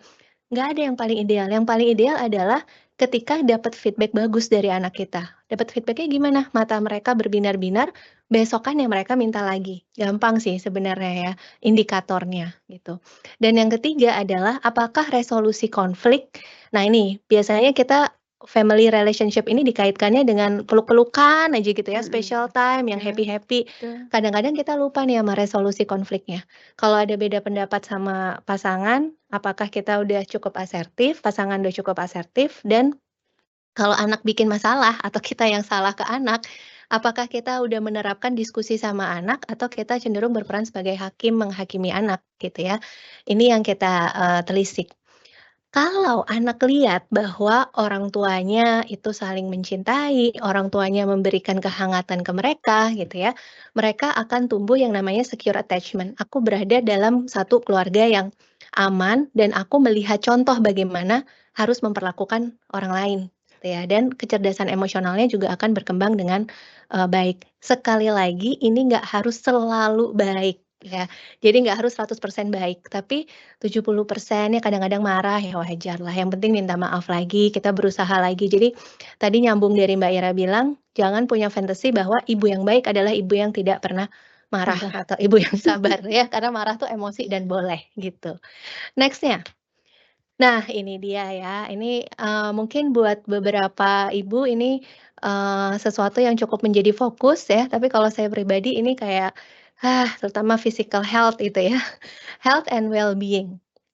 Nah, jadi, ada 3 poin sebenarnya Sobat Pulse dan Sobat Tumbuh ya.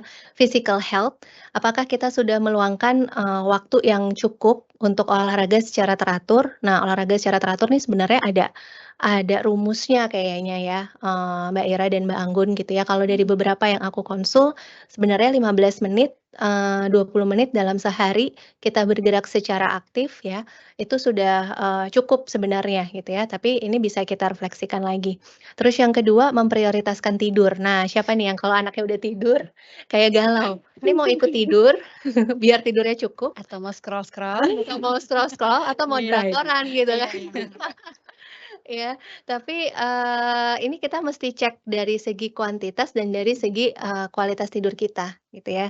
Jadi yang mesti kita cek apakah dalam seminggu itu paling enggak kita dapat 3 sampai 4 kali tidur tuh sekitar 7 jam. Dan, dari 6 atau 7 jam kita tidur itu, apakah, ada deep sleep di dalamnya. Deep sleep itu kita nggak mimpi ya, atau hampir setiap hari tidur kita tuh REM sleep. REM sleep tuh aktif terus nih Otaknya. otaknya. Jadi bangun-bangun capek jadinya gitu ya, dan ini kalau tidak berjalan dengan baik nih tidurnya, berarti kita mesti konsul ke dokter, ada yang harus diperbaiki, gitu. Terus yang kedua, stress management. Ini stress management dan emotional resilient nih sebenarnya, satu kesatuan gitu ya. Intinya gini, apakah kita sadar ketika tubuh kita memberikan sinyal ke kita kalau kita stres atau ada basic need yang tidak terpenuhi? Tubuh tuh pasti ngomong, pikiran kita tuh pasti ngomong, kayak, jangan mager dong, jangan rebahan aja," gitu ya, kayak tubuh tuh pasti ngomong, kan masalahnya tinggal kita bergerak atau enggak, gitu kan. Atau, jangan scrolling terus, scrolling sosial media itu salah satu sumber, burnout sebenarnya yang tadi disampaikan juga sama Mbak Ira ya. Ambil waktu dong untuk shutdown semuanya, gitu ya. Mungkin kan pikiran kita tuh bilang kok ke kita, tinggal kita mau dengerin apa enggak, gitu ya. Ambil waktu dong untuk journaling, nulis, gratitude journal gitu ya, nulis apa yang kamu syukuri, apa yang berjalan dengan baik. Sebelum tidur jangan ketiduran sambil nonton gitu ya. Idealnya kan screen time tuh 1 jam sebelum kita tidur dia, mati ya, meskipun aku juga masih susah tuh ya. Tapi ambil waktu dong 10-15 menit untuk latihan pernafasan gitu ya. Nah, ini beberapa yang coba kita refleksikan nih, kira-kira saya yakin deh Sobat Pulse dan Sobat Tumbuh tuh secara teori tuh udah tahu gitu, cuman memulai habit barunya itu yang, perlu direncanakan. Nah, ketika anak lihat nih bahwa, "Oh, ibuku tuh, ini ya benar-benar bikin meal plan itu benar-benar, oh proteinnya udah masuk belum?" Gitu ya. Ini biasanya aku sama anak-anak ya, kayak aku bikin satu lingkaran protein, karbohidrat, sayur, buah, terus aku minta mereka milih gitu di setiap menu, sehingga mereka sadar betul bahwa di setiap makanannya itu, protein yang utama harus masuk misalnya gitu ya. Terus, jajanan-jajanan bergula tinggi misalnya kita batasi, aku ajak mereka sampai kalau mau beli jajan atau mau beli susu gitu ya, kita bandingin tuh gram gulanya gitu ya. Tapi mungkin ini baru bisa anak yang udah tahu angka ya, mungkin 4 sampai 5 tahun ke atas. Sehingga mereka akan, aware tanpa kita nyuruh gitu kan, tanpa kita cuman ngomong, "Jangan jajan dong, jangan ini dong, makan sayur dong." Tapi mereka akan aware karena dilibatkan, bukan karena suruh gitu ya. Nah, apalagi mereka lihat langsung kalau kita olahraga, kita journaling, kita latihan nafas, dan latihan nafas ini mulai anak umur 2, 3 tahun itu udah bisa diterapkan. Tapi mungkin bukan inhale, exhale gitu ya, tapi misalnya niup kapas, niup pom-pom, ini latihan nafas juga gitu. Jadi ini menurut aku kalau kita bisa konsisten, ini investasi terbesar sebenarnya yang kita bisa kasih ke anak-anak gitu ya. Next-nya. Oke, nah kalau ini, ada growth corner, jadi pasti ini kita lakukan kayaknya ya. Jadi personal growth and learning gitu. Apakah, terkait skill development, terkait professional skill kita, ini aku yakin udah dilakukan semua ya, aku nggak panjang-panjang di sini. Atau, apakah kita sudah mengambil waktu untuk time for reflection. Nah ini ada beberapa, klienku yang konseling gitu ya, dan mereka sudah, mulai menerapkan biar gampang, setiap ulang tahun ambil waktu untuk, jeda dari semuanya dan untuk merefleksikan, ngobrol sama, Diri sendiri. yes, ngobrol sama diri sendiri ini tidak mudah untuk semua orang gitu ya. Karena dunia kita ini sangat bising, sangat cepat, jadi kadang-kadang inner voice kita itu ketutup sebenarnya gitu ya. Jadi harus disengajakan. Dan juga continuous learning ya. Paling gampang kalau kaitannya sama mencontohkan ke anak gitu ya. Kita dengerin podcast, kita baca buku, kita jelasin ke anak kenapa buku ini menarik buat kita. Ini membuat anak punya growth mindset dan nggak usah nyuruh-nyuruh dia belajar gitu ya. Jadi kalau anak-anakku tuh kayak dia ngeliat, "Mama ngapain sih Mah, baca buku itu?" Atau kadang kalau udah capek baca buku aku dengerin podcast gitu ya. Jangan lupa menjelaskan reason behind-nya. "Mama tuh pengen tahu ini, jadi Mama cari sumber dari sini," misalnya gitu ya. Dan inilah pokoknya intinya anak tuh ngeliat, dia tahu kenapa orang tuanya melakukan itu cara yang jauh lebih powerful dibanding kita nyuruh mereka, gitu ya. Next-nya. Nah ini, social life and friends. Ini tadi kalau Mbak Ira bicara tentang, rasa bersalah gitu ya. Kumpul sama teman, inget anak gitu kan. Nah, ini perlu kita, sadari ya Sobat Pulse dan Sobat Tumbuh, salah satu teori Erik Erikson, beliau mengatakan gini, ketika seseorang tuh masuk di usia, mid age ya, sebenarnya di 24, 25 tahun sampai 40 tahun gitu ya, atau sampai 45 tahun bahkan, seseorang itu punya basic need intimacy, dan intimacy ini tidak hanya didapatkan dari pasangan dan anak ya, tapi intimacy ini bisa didapatkan dari siapa sih? Dari sahabat, dari komunitas yang mungkin sesuai dengan hobi kita gitu ya, atau kalau, para moms yang baru melahirkan banyak banget di luar sana komunitas menyusui, komunitas menggendong dan lain sebagainya gitu ya. Tetapi orang dengan, permasalahan yang sama sehingga support dari mereka tuh benar-benar, memenuhi basic need kita gitu. Nah makanya dan ini tidak terbatas pada orang ekstrovert, introvert, enggak ya. Caranya mungkin beda-beda gitu, tapi, kebutuhan intimacy ini dibutuhkan oleh semua tipe orang sebenarnya gitu. Apalagi kalau komunitas atau relasi sosial kita ini bisa membawa dampak bagi orang lain gitu ya. Jadi anak akan belajar apa sih? Bahwa itu tadi, selain apa yang ingin kamu raih, kamu tuh nggak bisa hidup sendiri loh jadi orang gitu ya. Kamu tuh mesti punya orang untuk kamu cerita, kamu curhat. Lebih positif lagi kalau kamu punya satu komunitas yang bisa berdampak buat orang lain. Nah ini yang menurut aku sangat powerful ya kalau kita bisa kasih teladan ke anak. Next-nya. Nah, kalau finance ini kayaknya juga udah ada satu segmen khusus ya di Growth Corner gitu ya untuk kita belajar finance. Pada prinsipnya apakah kita dan, pasangan sudah membicarakan dengan cukup, asertif dan teori based, kayaknya kalau finance juga termasuk yang harus teori based gitu ya, untuk menetapkan tujuan keuangan, merencanakan anggaran, dan yang paling penting sepakat apa enggak gitu kan. Kalau masing-masing belajarnya masing-masing terus jalan sendiri-sendiri susah ya. Nah, dan kalau anak kita udah usia 4, 5 tahun sebenarnya ya, mengajarkan, mereka literasi keuangan ini menurut saya jadi poin yang mungkin orang tua kita dulu nggak secara eksplisit ajarkan ke kita gitu ya. Termasuk kemampuan untuk menunggu atau kemampuan untuk, mengumpulkan sesuatu untuk mendapatkan hal besar yang, mereka inginkan gitu ya. Jadi kalau di saya sendiri itu, si financial, planning saya dan suami gitu ya, ada hal-hal yang memang saya buka nih ke anak saya yang pertama ya, umurnya udah 9 tahun, misalnya budget liburan misalnya. Kita sama-sama membiasakan mereka untuk punya mimpi yang nggak tahu sih cara mencapainya gimana gitu ya, kita susun sama-sama, misalnya mau liburan ke tempat A gitu ya. Nah, sehingga anak bisa saya ajarkan untuk, "Oke, berarti mama harus menghemat pos ini, dan hitungannya begini-begini, disimpannya di mana," gitu ya. Mereka udah bisa ngerti kan, udah tahu matematika, udah bisa ngerti, bunga dan lain sebagainya untuk mencapai, goal besar itu, gitu ya. Dan berikutnya, next-nya adalah nah ini dia.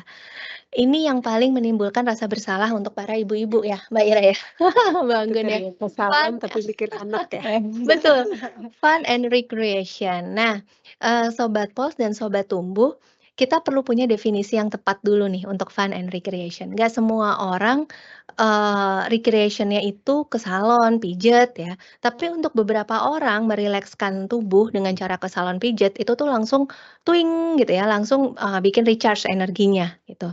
Ada beberapa orang yang fun and recreation ini, "Mbak, aku tuh nggak bisa deh kalau aku nggak butuh me time, aku butuh melihat anakku seneng," gitu ya. Jadi fun and recreation versiku adalah menghabiskan waktu ke tempat yang membuat anak seneng dan di situ aku recharge. Salah apa enggak? Enggak salah menurut aku. Jadi fun and recreation ini nggak harus yang me time kita sendiri. Sendiri. Tapi ada beberapa orang yang, "Mbak, kalau bawa anak ke water park, yang ada bukan recreation kalau aku ya, sepaneng jadinya," gitu ya. Ya udah kalau gitu jangan ya, ini kita mesti kenal kebutuhan individual kita, gitu. Nah, dan anak perlu tahu ya bahwa kita punya stres, kita punya marah, dan dia perlu tahu di batas apa, kita tuh sebenarnya udah alarm kita tuh udah ngiung-ngiung, dan kita perlu komunikasikan ke anak bahwa fun and recreation ini untuk menurunkan tingkat stres kita, gitu ya. Next-nya. Oke, nah ini, spirituality ini, agama, keyakinan kita itu menjadi fondasinya, gitu ya. Tetapi yang perlu kita perhatikan adalah apakah dalam prakteknya, mmm, meaning of life kita itu sudah kita, urusi dengan benar ya. Sebagai contoh misalnya, keyakinan kita pada, yang empunya hidup ini kan menjadi satu spirit untuk kita mengurangi anxiety kita, untuk saya tuh melangkah buat apa sih, saya hidup buat apa sih, gitu ya.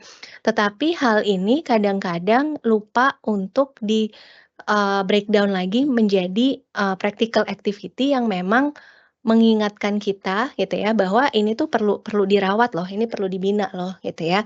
Ya sebagai contoh ikut kegiatan keagamaan, punya komunitas yang mengingatkan, kita dan lain sebagainya. Dan, relasi spiritual ini jangan lupa untuk kalau kita, contohkan di depan anak-anak bukan cuman hubungan kita dengan Sang Pencipta gitu ya, tapi hubungan kita dengan Sang Pencipta itu menjadi dasar, bagaimana kita memperlakukan, sesama kita, gitu. Next-nya. Nah, jadi Sobat Pos dan Sobat Tumbuh, di sini saya bukan yang paling balance gitu ya, saya juga kayak jumpalitan sebenarnya gitu ya. Tapi kita, perlu nanti mungkin kalau pas, ada waktu di weekend gitu ya, kita mungkin bisa coret-coret. Di titik sekarang, coba nanti kita identify masing-masing area skornya berapa. Makin ke 0, berarti dia makin kurang kita penuhi, baik dari energi, fokus, dan waktu. Makin ke 10, berarti pemenuhannya baik dan tepat, gitu ya. Ketika kita sudah identify, baru akan kelihatan mana yang ternyata skornya kurang dan itu menjadi sumber stres kita tadi ke merah tua. Dan kalau sudah ketemu, berarti kita tentukan, oke yang ini kurang. Aku mau naikkan apakah harus seimbang semua Mbak Prita? Enggak. Tapi kalau dia di bawah 5, paling enggak dinaikin jadi skornya 5 lah, paling enggak, gitu ya. Aku mau naikkan dengan cara apa? Nah, permasalahan berikutnya yang kayaknya kalau aku bahas bisa perlu nambah 2 jam lagi kayaknya bangun ya. Permasalahan berikutnya gimana memulai new habit. Ya, ini mungkin panjang, cuman ini sekaligus aku wrap up aja, next-nya. Ini dia. Ini yang jadi permasalahan kita kan bukan tidak tahu, bukan tidak mau sebenarnya. Yang jadi permasalahan kita adalah mulai melakukan dan merawat habit itu supaya konsisten. Bener nggak, Mbak, ya? Betul, lari tadi itu ya, Mbak, ya? Iya, Kadang-kadang ya, Mbak. iya betul, dan itu bukan cuman Mbak Ira loh, aku yakin banyak yang sebenarnya tahu nih apa yang harus dilakukan, dan mau sebenarnya gitu ya. Cuman, merawat, habit itu yang mungkin, sulit. Nah, ini yang biasanya aku, sampaikan ketika ada klien-klienku yang, ya dengan kasus-kasus anxiety, depresi, berarti kan ada habit baru yang perlu diaktifkan dan ada habit lama yang perlu di-replace sebenarnya gitu ya. Ini aku pakai contoh deh, kalau tadi Mbak Ira lari, di aku boro-boro lari ya Mbak, bergerak aktif aja tuh susah gitu ya. Ya misalnya olahraga lah, misalnya gitu ya. Nah, new rituals ini kan harus, spesifik gitu ya. Misalnya olahraga 20 menit per hari, entah apapun itu deh, mau pakai YouTube lah, mau pakai apa gitu ya. Nah, kita sama-sama tahu, kita tulis dulu nih, tantangannya apa nih kira-kira nih? Mager, scrolling IG nggak kerasa udah 20 menit habis waktunya gitu ya. terus kalau malam udah nggak ada tenaga, kalau pagi nggak sempet, gitu ya, dan lain sebagainya, gitu ya. Kita identifikasi dan semakin spesifik semakin baik, gitu ya. Terus yang kedua, kalau tadi goalsku adalah 20 menit olahraga, maka micro habit-nya tuh apa sih, gitu ya. Misalnya, jangan nyuruh Mbak kalau mau ngambil minum misalnya gitu ya. Ya itu kan hal kecil ya, cuman Yes. kadang kan males kita Kayak kan mager. jalan gitu ya, mager gitu ya. Atau biasain kalau misalnya, kita di rumah tuh ada satu, pekerjaan rumah tangga yang mengharuskan kita bergerak secara aktif, itu kita kerjakan. Yang kalau itu nggak dikerjakan, itu membuat kita nggak nyaman, emang sengaja gitu ya, nata baju misalnya gitu kan. Jadi 20 menitnya belum tercapai, tapi micro habit untuk menuju si ke 20 menit olahraga itu yang kita set duluan. Dan yang ketiga, make a schedule. Nah, ini tuh aku sampai kasih alarm di Google Kalenderku gitu ya. Untuk supaya aku inget nih kalau anak-anak udah tidur, sebelum kamu tidur, kamu gerak dulu nih, olahraga tipis-tipis lah 20 menit gitu ya, dan dia alarmnya bunyi gitu. Dan yang keempat nih aku yakin, para sobat pos dan sobat tumbuh sering lakukan. Sesuatu yang tidak menyenangkan kita gandengin dengan sesuatu yang menyenangkan supaya menarik Oh, I see. ya. Jalan di treadmill sambil nonton drakor ya kan, kayak Aku banget ya, Kak. Iya. iya, ya itu juga aku lakukan ya, pokoknya harus nemu series yang bikin aku besok balik lagi ke treadmill ini ya. Dan, yang terakhir celebrate small wins. Jadi ini, menumbuhkan compassion ke diri kita, ya tadi berhubungan juga supaya kita menetapkan standar ke diri kita itu yang realistis, bukan yang fantasi. Jadi kalau tadi di balance wheel tuh ada yang unbalance, misalnya nih di aku ya, misalnya, 2 deh healthy living-nya gitu ya. Paling enggak tuh kita set dalam 1 bulan tuh naiknya 2,5 atau 3 dulu deh gitu ya. Jadi cukup realistis sehingga yang di stres tadi, aku merasa aku punya kapabilitas kok untuk membangun habit baru ini, gitu. Nah, ini kalau dijelasin, cuman 2 menit, tapi kalau dilakukan mungkin untuk sampai menjadi habit itu perlu berbulan-bulan gitu ya. Next-nya. Oke, nah ini dia ya. Jadi, kalau ditanya apakah, penting gitu ya untuk kita atau definisi balance itu seperti apa sih? Mungkin aku akan rangkum begini ya. Yang pertama, untuk mencapai si balance ini, kita semua nih sobat pos dan sobat tubuh, yang paling penting dan paling mendasar adalah menumbuhkan awareness tentang kondisi kita. Jadi kita nggak denial, kita benar-benar mengakui, "Gue emang kurang ini, gue bagusnya ini, gue emang rada workaholic, gue emang ini," gitu ya. Terus aku nolehnya ke Mbak Ira lagi, aku sedang membicarakan diriku sendiri ya Mbak, gitu ya. Jadi awareness sehingga kita bisa menelanjangi diri sendiri bahwa, "Oke, aku kondisiku begini loh." Terus yang kedua adalah menentukan satu, goal spesifik berdasarkan pengetahuan yang benar. Nah, ini makanya kenapa aku membuat satu platform namanya Good Enough Parents. Kalau orang bilang, "Jadi orang tua nggak ada sekolahnya." Enggak, menurut aku bisa segala sesuatu yang terkait dengan perkembangan anak, dengan mental health, kalau dibikin kurikulum, itu bisa terukur dan, step by step-nya tuh jelas sebenarnya gitu ya. Sehingga kita perlu, untuk membuat si, goals-nya tadi gitu ya, menurut aku kita nggak bisa mengalir gitu aja. Kita harus, belajar emang gitu, harus ada yang, fondasi, knowledge yang memang kita pelajari. Baru deh pas kita punya fondasi knowledge, baru menentukan goals-nya, lebih enak gitu ya. Dan yang ketiga adalah terus-terusan mengeluangkan waktu untuk, berefleksi. Nah, ini yang menurut aku, berefleksi ini adalah sesuatu yang important tapi not urgent. Kalau kita nggak depresi, kita nggak anxiety, kita tidur baik-baik aja, seolah-olah badan kita, pikiran kita tuh berfungsi dengan baik. Nah, refleksi ini kayak nggak penting-penting amat buat dilakukan. Tetapi once ini kita nggak pernah lakukan, yang 2 di belakangnya tadi juga nggak pernah kejadian gitu ya, tahu-tahu kita udah tuing-tuing ke merah tua dan kita nggak kerasa kalau stres, tapi orang di sekitar kita yang kita bikin stres gitu kan kira-kira ya. Nah, kira-kira itu nih, Mbak Anggun dan Mbak Ira ya. Semoga meskipun singkat ada 1, 2 hal yang bisa jadi insight ya buat sobat pos dan sobat tumbuh semuanya. Baik, terima kasih banyak Mbak Prita. Kita tepuk tangan lagi ya, Mbak Ira di sini ya. Circle ya, nggak apa-apa ya.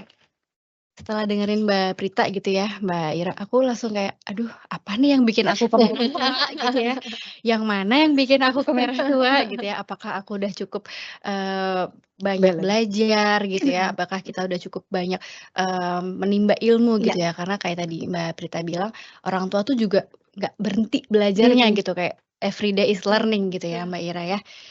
Aduh, ini pertanyaan udah banyak banget nih, Mbak Prita gitu ya. Tapi Sobat Pos dan Sobat Tumbuh, saya mau bacakan dulu nih. Hari ini Growth Corner dan Good Enough Parent akan memberikan kesempatan untuk mendapatkan free parenting workshop untuk 6 orang beruntung gitu ya. Dengan cara audiens akan mendaftar di link yang ada di layar. Nah, link ini akan dibuka sampai dengan pukul 8 malam dan audiens dapat memilih 1 dari 3 pilihan parenting workshop yang tersedia gitu ya. Jadi ada 3 pilihan, yaitu positif disiplin preteen and teenager, kemudian positif disiplin journey to be kind and firm parents, dan ada program 21 hari kelola emosi orang tua gitu. Panitia akan memilih 6 pemenang yang beruntung dan pemenang akan diumumkan melalui Instagram Growth Corner dan akan dihubungi secara japri gitu ya, secara pribadi. Jadi untuk pendaftar yang tidak dihubungi dalam waktu 2 kali 24 jam berarti belum beruntung nih Sobat Pos dan Sobat Tumbuh di kesempatan yang kali ini gitu. Ini giveaway menarik banget nih Mbak Prita. Aku sama Mbak Ira tuh kita bisa Udah nggak ngincer ya? Udah dari kemarin ya dapat Iya kan Mbak, skill ya. bisa nggak sih kita daftar juga gitu ya? Tapi Sobat Pos, Sobat Tumbuh jangan khawatir ya, semua orang daftar nggak yang milih panitia kok ya. Oke, sekarang saya izin bacakan pertanyaan nih Mbak Prita, Mbak Ira gitu ya. Bang. Ada dari Pak Koko dari PT KPI dari SHR ANPI. Terima kasih atas sharingnya Kak Ira dan Kak Prita. Ada pepatah mengatakan buah jatuh tidak jauh dari pohonnya. Pertanyaan yang pertama satu, bagaimana cara kita menghindari sifat atau watak yang kurang bagus yang kita sadari agar tidak menurun ke buah hati kita? Apakah bisa kita arahkan watak atau sifat anak dari sedari dini? Kemudian pertanyaan yang kedua, bagaimana cara tetap balance dan menjadi ibu dan istri yang ideal buat anak dan suami, sekaligus ibu yang produktif di tempat kerja. Terima kasih, sehat selalu. Berarti ini ibu yang nanya ya, Bapak atau ibu ya, mohon maaf ya. Berarti kita mulai dari Mbak Ira. Aku. Boleh. Mbak Ira dulu. Pak Koko tadi ya, Pak Koko apa? Ibu atau Bapak Iya, kali ya? Ibu atau Bapak Mbak. Koko tuh ya. Aku kalau misalnya ini berdasarkan pengalaman Pengalaman pribadi kan aja ya, ya Mbak Prita, Mbak Anggun ya. Kalau gimana caranya watak yang atau karakter yang kurang baik nggak nurun ke anak itu, kadang-kadang karakter itu kan kalau di aku agak sulit ya. Jadi perilaku kita sehari-hari itu kadang-kadang terbawa oleh karakter itu. Jadi ya aku berusaha menempatkan posisiku di si anak ini gitu. Kalau misalnya aku melakukan seperti itu, nanti anakku seperti apa ya gitu menangkapnya gitu sih kalau aku ya. Kemudian yang kedua tadi, berat ya Mbak pertanyaannya, ya ampun. Bagaimana balance jadi ibu, jadi istri, jadi working mom juga yes. yang di kantor tuh produktif gitu ya.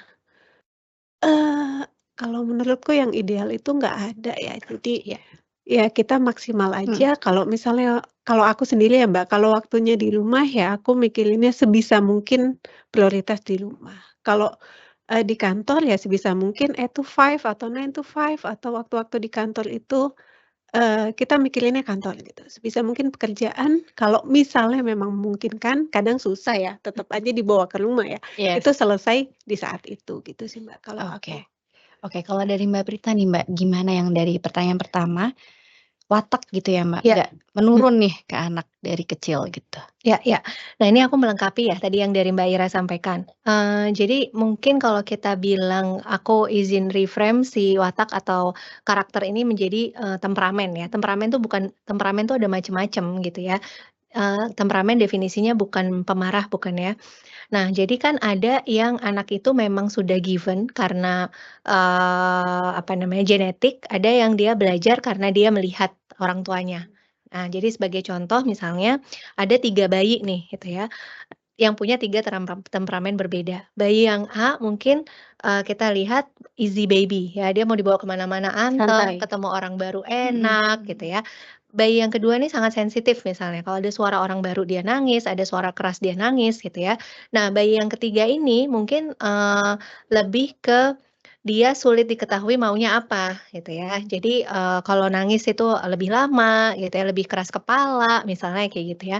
Nah, ini bayi kan, berarti ini, dari genetik gitu. Nah, kalau yang ini kita nggak bisa ngapa-ngapain dan Yes. nggak ada yang lebih baik, dari yang lain. Bukan berarti yang easy ini lebih baik, yang dari penelitian yang tadi kelihatannya sulit ini ya, ketika kita bisa, asuh dengan baik, ini nanti di masa dewasanya gitu ya, justru mereka ini yang, biasanya mencetuskan ide, yang biasanya lebih ngotot, lebih resiliennya lebih bagus gitu ya, persisten, jadi nggak ada yang lebih baik dari yang lain. Nah, jadi kita mesti acceptance dulu bahwa baik kita maupun anak punya, karakter bawaan yang mungkin membuat aku tidak sesabar Mbak Ira misalnya gitu ya, dan lain sebagainya.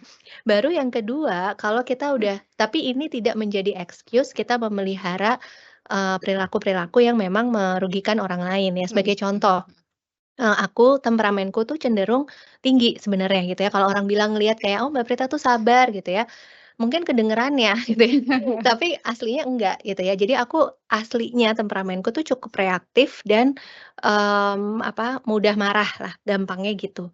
Tetapi langkahnya adalah, saya mesti mendefinisikan perilaku mana yang harus dirubah, bukan temperamen yang diubah. Bawaannya emang Prita begini, tapi perilaku mana yang harus diubah. Contoh, ketika anak nggak langsung berangkat mandi ketika udah diminta 3 kali, tidak langsung berteriak. Nah, berarti spesifik behavior-nya, "Prita, ganti teriakan dengan tepukan," misalnya, "Ayo mandi," terus dirangkul. Ya, anak tahu saya marah, tapi saya tidak berteriak, gitu ya. Atau yang kedua adalah, kalimat-kalimat seperti, "Ya udahlah kalau kamu nggak mau, ya udah nggak apa-apa," gitu ya. Kalimat sinis misalnya gitu ya. Oke, berarti yang harus diubah dari Prita adalah bukan temperamennya, tetapi mengganti kalimat sinis dengan, "Oke, mama kasih waktu 10 menit, timer-nya bunyi, kamu taruh ininya." Ketegasan yang tidak sinis, kayak gitu ya. Nah, jadi kira-kira itu yang bisa kita lakukan. Nah, ini sebenarnya dipelajari di workshop yang tadi, positif disiplin ya. Bisa nggak kita habis ini kita langsung daftar? Tipsnya ya. Terus yang kedua, jadi ibu yang balance. Nah, tadi yang disampaikan Mbak Ira sebenarnya itu, salah satu tips yang kalau kita bisa itu aja, itu tuh udah sangat-sangat, membantu ya supaya energi kita nggak drain, nggak semuanya pengen betul. dikerjakan gitu ya, itu Bener. udah sangat powerful. Tapi kalau melengkapi, dikit ya, kalau di saya sistemnya balance itu hitungannya bukan harian harus balance, tapi ada saatnya kita ngutang. Ngutang itu misalnya, lagi ada banyak acara di sekolah anak sehingga kita banyak izin nih di pekerjaan. Berarti kita ngutang sama professional life kita, Oke. yang nanti akan kita bayar dengan lembur misalnya gitu ya, atau kerja di weekend misalnya. Tapi ada saatnya professional life ada project sehingga kita ngutang ke anak-anak. Yang itu nanti kita bayar misalnya pada saat mereka, libur term, libur apa, kita cuti dari, kantor misalnya. Jadi itu, time frame kita terhadap balance yang perlu dilebarin, gitu. Kayaknya itu aja sih Mbak Anggun melengkapi. Yes, semoga udah cukup jelas ya, Bapak, Ibu gitu ya. Kemudian untuk pertanyaan kedua nih saya yakin Bapak, karena saya tahu nih Pak Emil dari Fungsi Q HSSE dari PT Pegas. Terima kasih atas tema dan sharing yang sangat bermanfaat untuk kehidupan berkeluarga sehari-hari.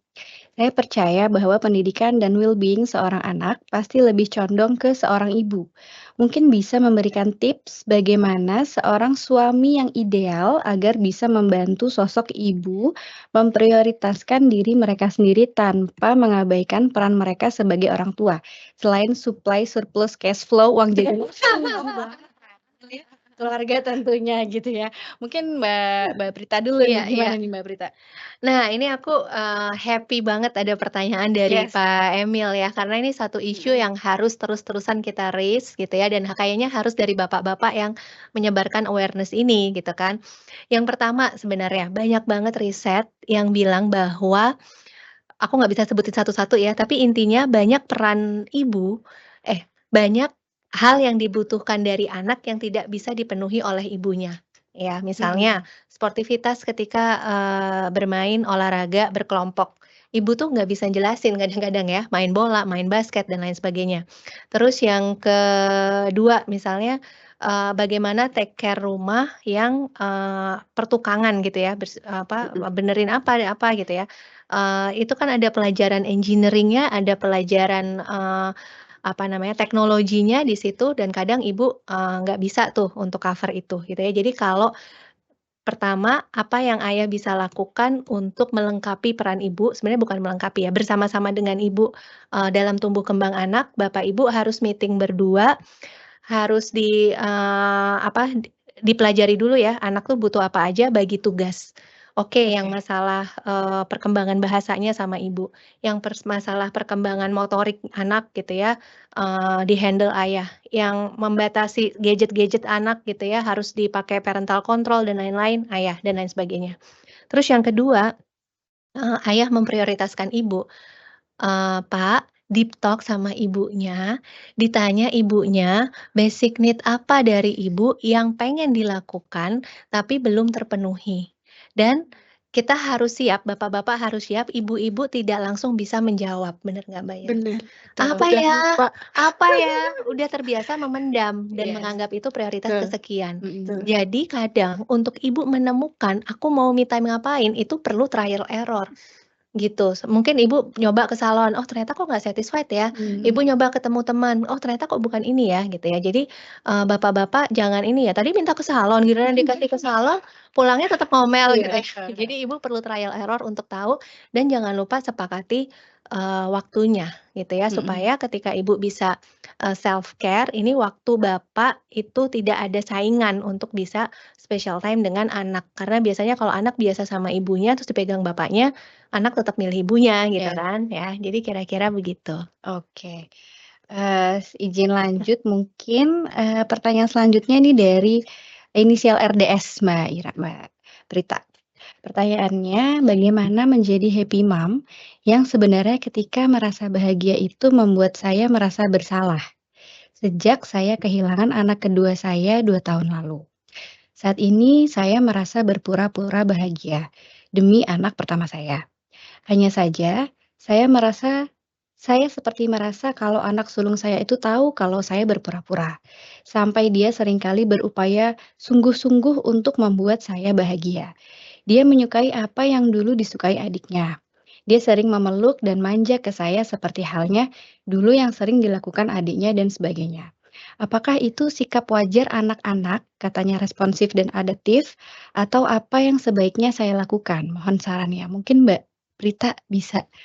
Iya iya iya, baik baik. Ini, Mhm. satu kondisi yang nggak mudah ya, Ibu. Karena yang pertama, kita perlu tahu bahwa proses grieving, kedukaan, dan ini aku yakin pasti Ibu juga udah berusaha untuk mempelajari juga gitu ya. Tapi proses grieving, proses kedukaan, apalagi kehilangan seseorang yang secara norma itu seharusnya tidak hilang begitu cepat, ya. Beda dengan kita kehilangan mungkin orang tua yang sudah, lanjut usia gitu ya.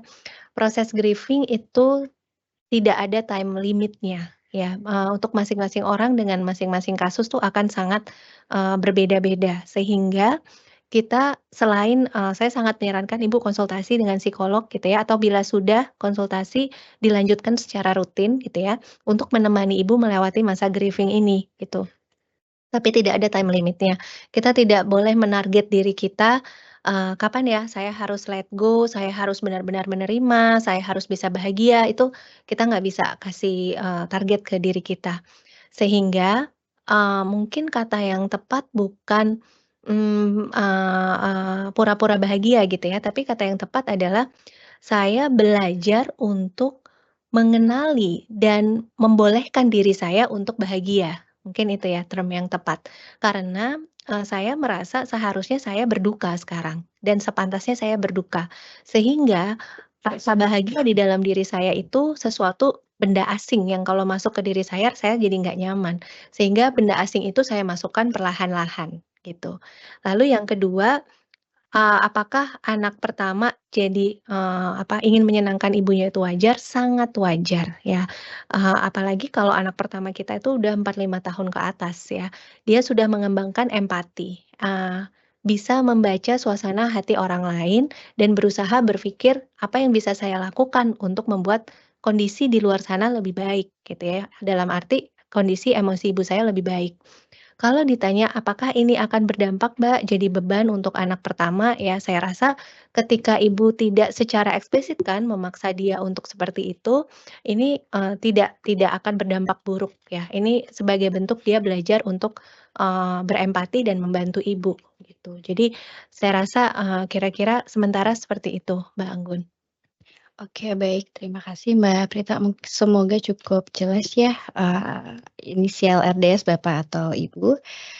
Saya izin membacakan pertanyaan selanjutnya dari Tiansi. Terima kasih kepada para narasumber yang sudah menyampaikan materi yang sangat informatif dan memotivasi kami para ibu. Pertanyaan saya yang pertama, bagaimanakah praktik self-compassion membantu seorang ibu menjadi lebih bahagia tanpa ada perasaan bersalah? Karena kan biasanya kalau ibu mau bahagia, mungkin mau me time gitu kan, pasti merasa bersalah kalau nggak ngajak anak gitu ya. Nah, kayaknya pertanyaan ini saya tujukan untuk Mbak Ira, gitu Mbak. Gimana nih Mbak Ira?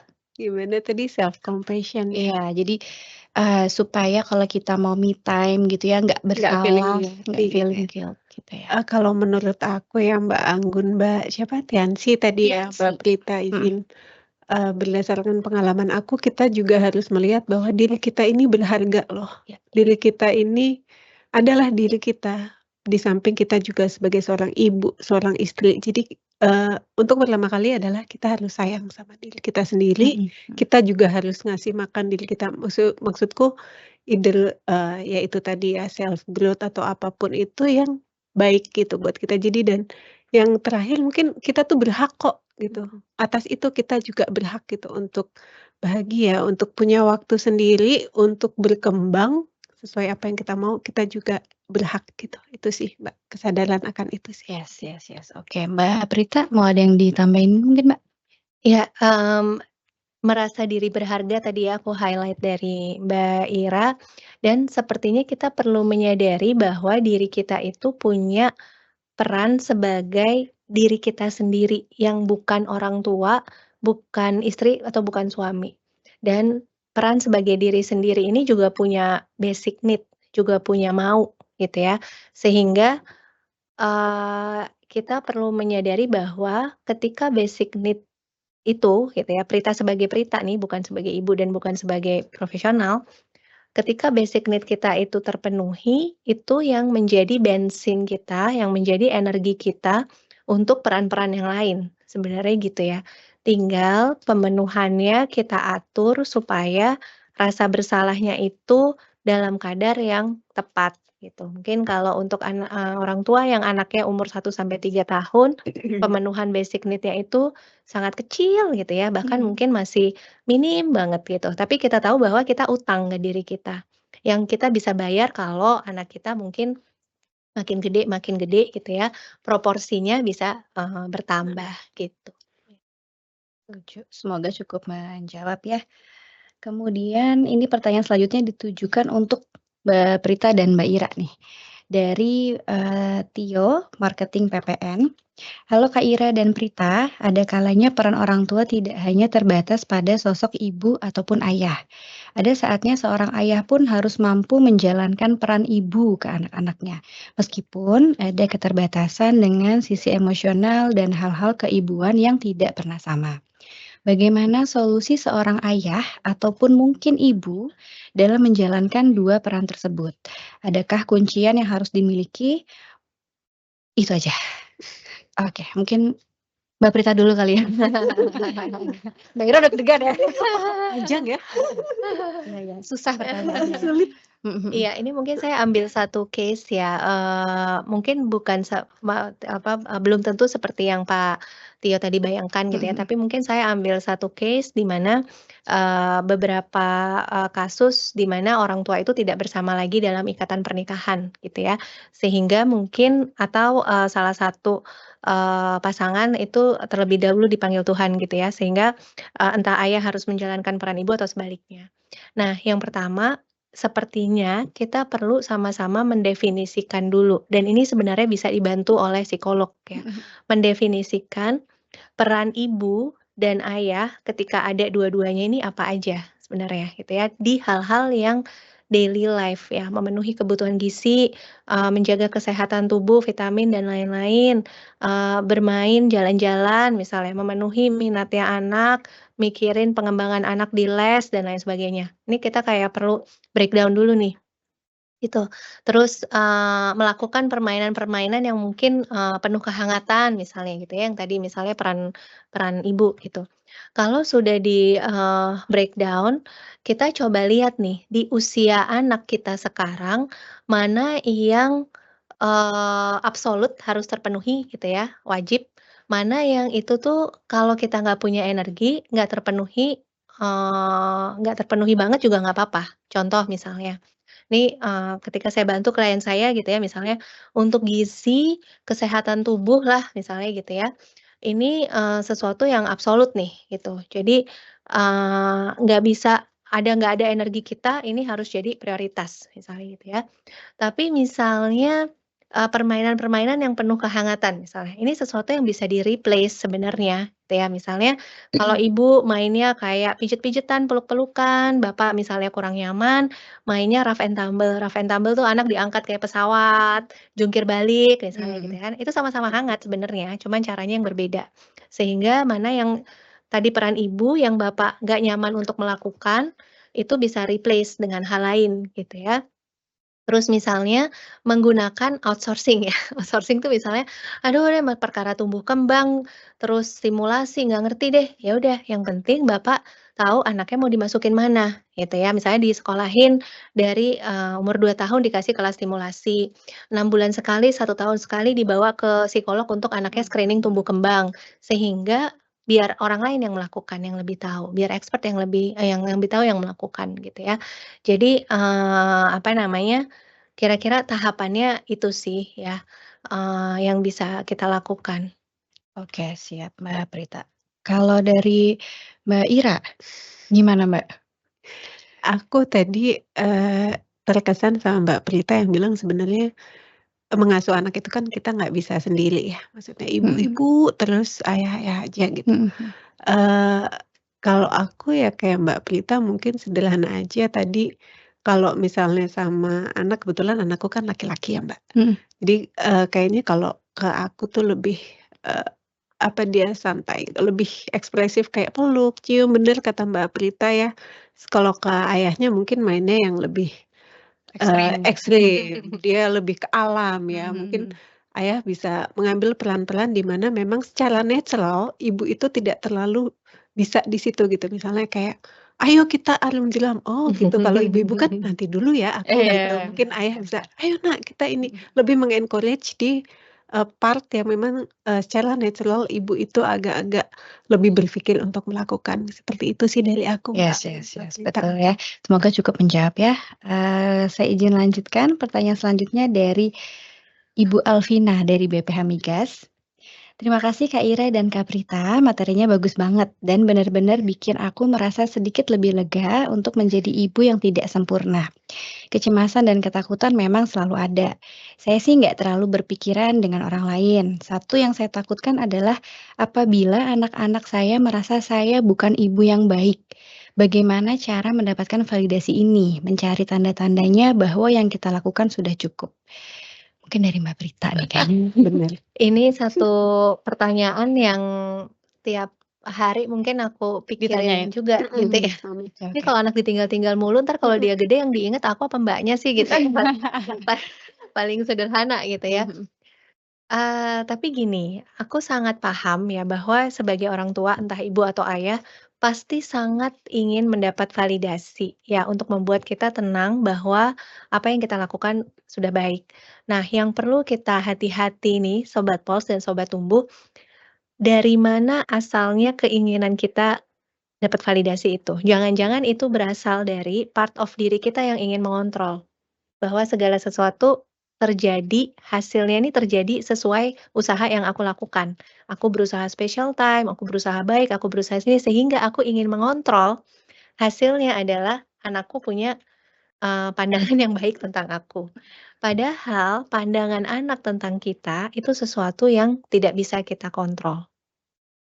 Pandangan anak tentang kita, mau kita tanyain pas dia umur 10, pas dia remaja, pas dia menikah gitu ya, ini, bener-bener di luar kontrol kita gitu ya. Bukan berarti kita nyerah terus, "Ya udah Mbak, berarti mau jelek mau baik sama aja dong." Enggak ya, cuman ini me me apa, meluruskan niat kita kalau bisa niatnya itu jangan untuk, mendapatkan feedback yang baik dari anak atau validasi dari anak, karena itu di luar kontrol kita.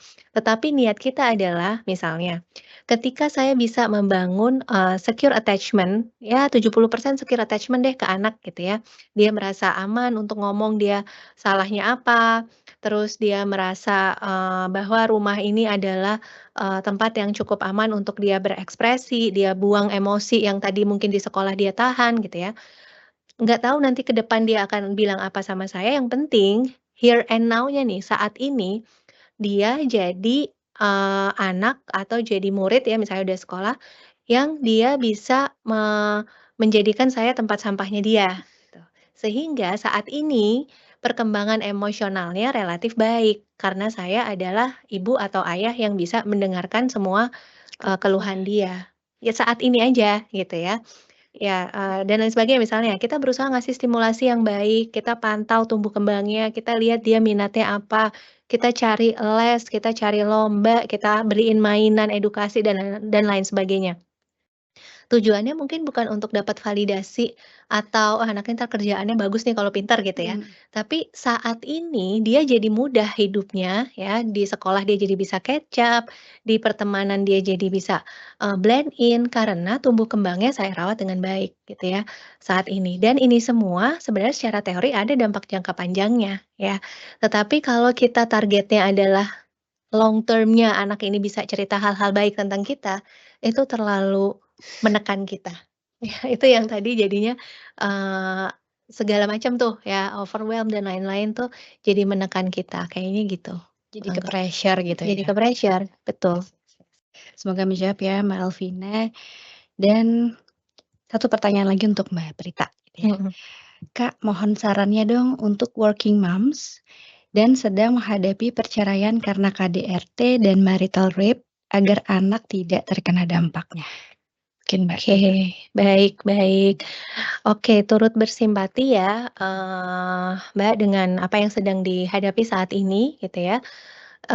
Yang pertama saya mungkin tidak bisa menjawab terlalu, lengkap dan spesifik karena sangat bergantung di usia anak, karakter dan lain sebagainya gitu ya.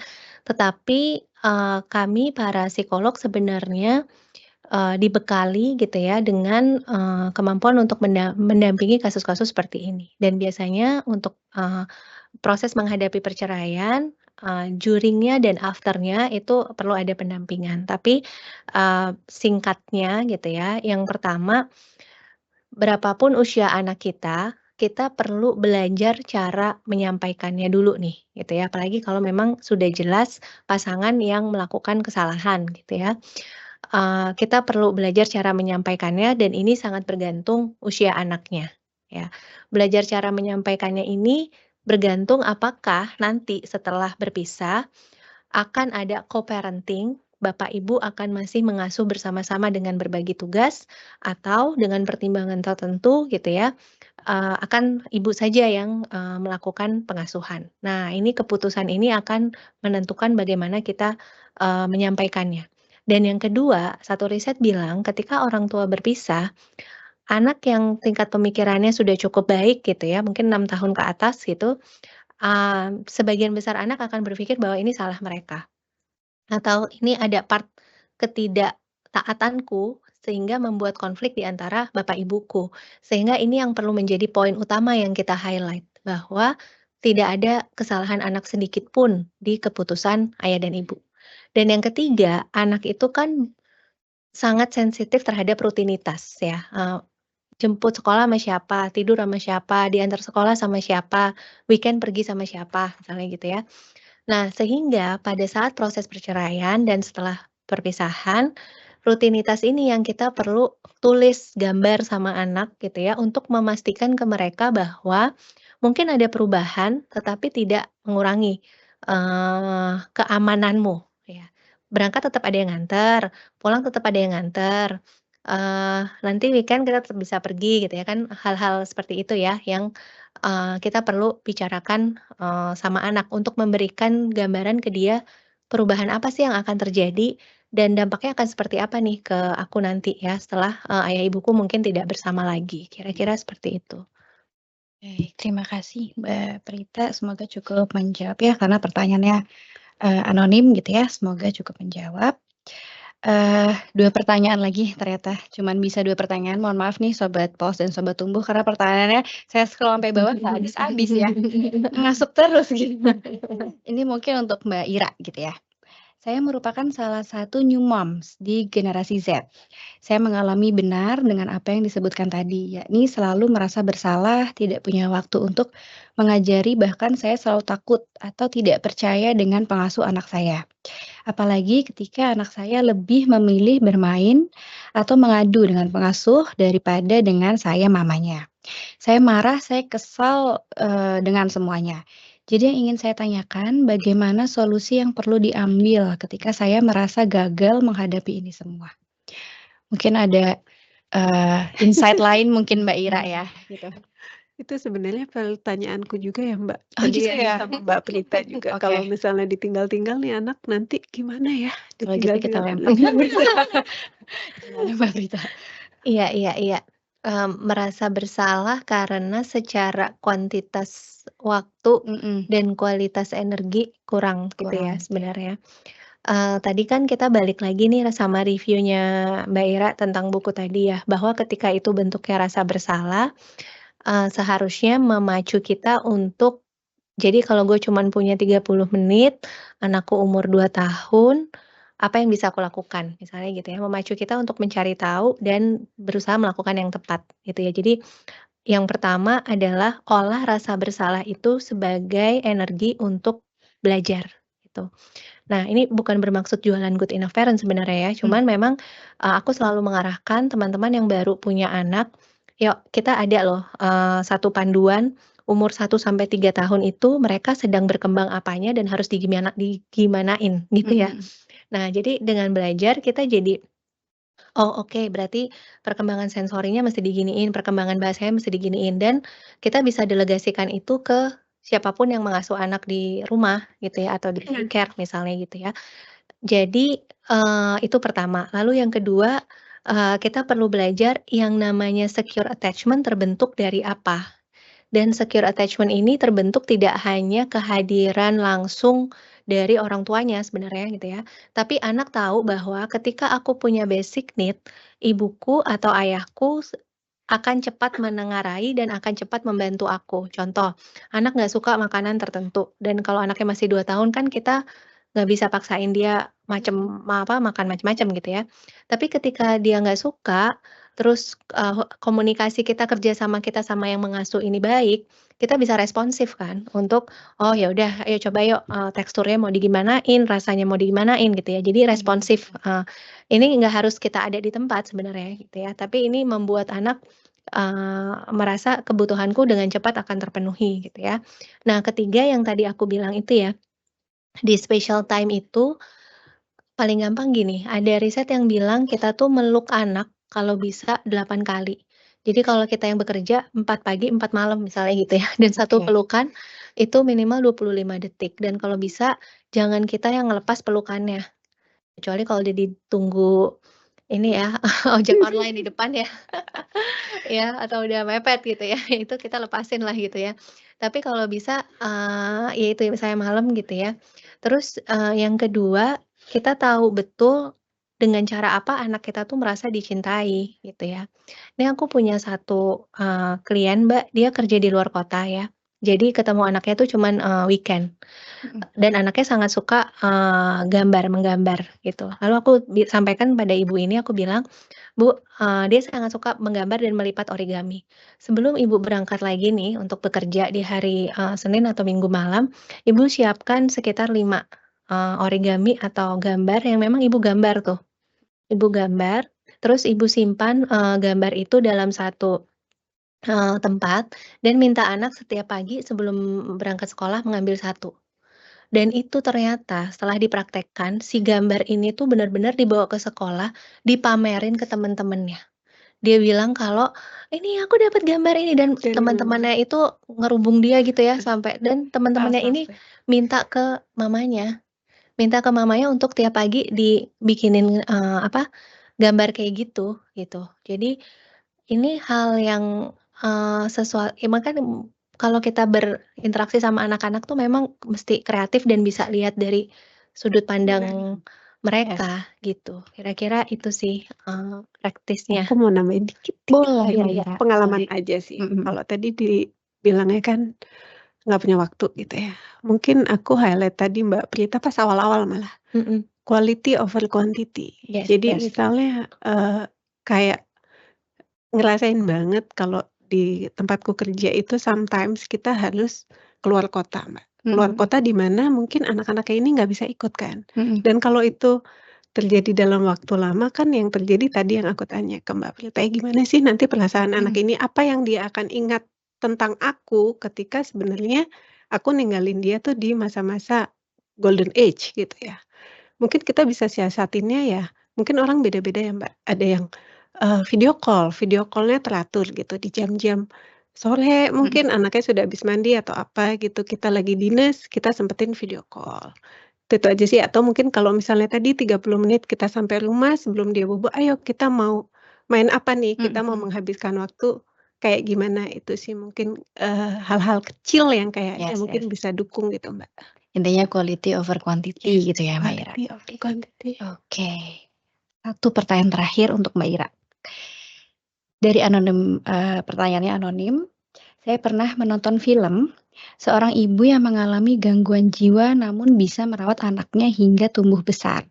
Bahkan anaknya ini menjadi role model bagi lingkungannya kelak. Kalau di kondisi saat ini dan mungkin terjadi adalah hal yang tidak ideal. Pertanyaannya, apa yang menyebabkan hal ini bisa terjadi? Apakah naluri ibu yang baik atau anak itu sendiri memang memiliki respek sejak mulai tumbuh dari kecil hingga dewasa? Insight-nya mungkin, Mbak Ira. Kalau aku lihatnya, apa ya, mungkin benang merahnya ya, Mbak, Mhm. ibu itu akan tetap jadi seorang ibu, bagaimanapun kondisinya. Tadi kan ibunya Gangguan jiwa. gangguan jiwa ya. Yes. Dengan posisi dia yang seperti itu aja, dengan kondisi mental, si ibu itu yang seperti itu, dia tetap bisa berpikir, "Anak aku ini nanti harus jadi baik." Jadi dia bisa tetap mengolah emosi mungkin atau memberikan sesuatu hal yang tetap positif, jadi si anaknya ini bisa tetap positif, gitu sih. Kalau Jadi dari aku intinya mungkin ya, Mbak Prita. mungkin Mbak Prita mau ditambahin Kalau sedikit, Mbak, intinya dipoles-poles gitu. iya. Insting ibu ya. Iya, insting ibu tetap ada di sana gitu ya, di sisi lain kalau kita ke real life-nya gitu ya, mungkin 1 dari 1000 ya yang, apa namanya, bisa terjadi seperti itu gitu ya. Sehingga si insting ibu ini kalau untuk kita di real life gitu ya, insting ibu ini, kalau bisa ini sekaligus ngaitin banget nih sama yang tadi buku yang Mbak Ira review gitu ya. Mari gunakan si insting ibu ini bukan hanya untuk tujuan anakku perlu apa, tapi dengan tujuan aku perlu apa. Oke. Jadi insting ibu tuh kan nesting ya, keinginan untuk merawat, menyiapkan, memastikan segalanya baik gitu ya. Nah itu, terapkan yang sama tapi ke diri sendiri gitu. Eee, yang karena gini, ini sekaligus closing sebenarnya ya, karena kayaknya udah di-timer-in ya. Dari tadi itu. Udah dari tadi, karena gini, sosok yang paling lama sama, eee kita gitu ya, dan paling dekat sama kita tuh sebenarnya diri sendiri kan, bukan anak, bukan pasangan, bukan orang tua gitu ya. Sehingga sebenarnya dengan siapa kita harus paling punya koneksi yang mendalam dengan diri sendiri.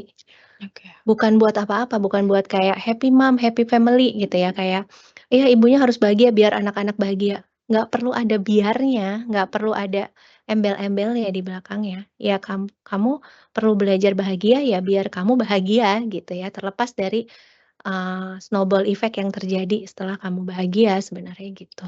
Agreed agreed. Oke, terima kasih Mbak Ira, Mbak Prita gitu ya.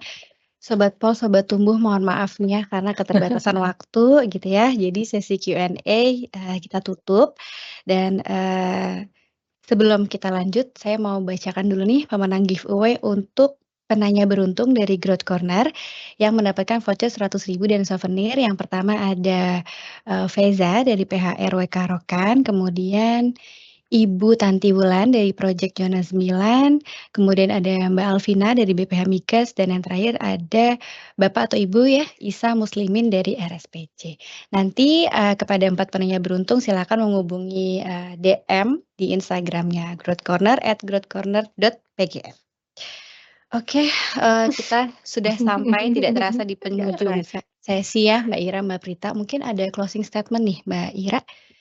Aku dulu ya. Boleh. Aku, mungkin relate sama tadi Mbak Prita terakhir ya.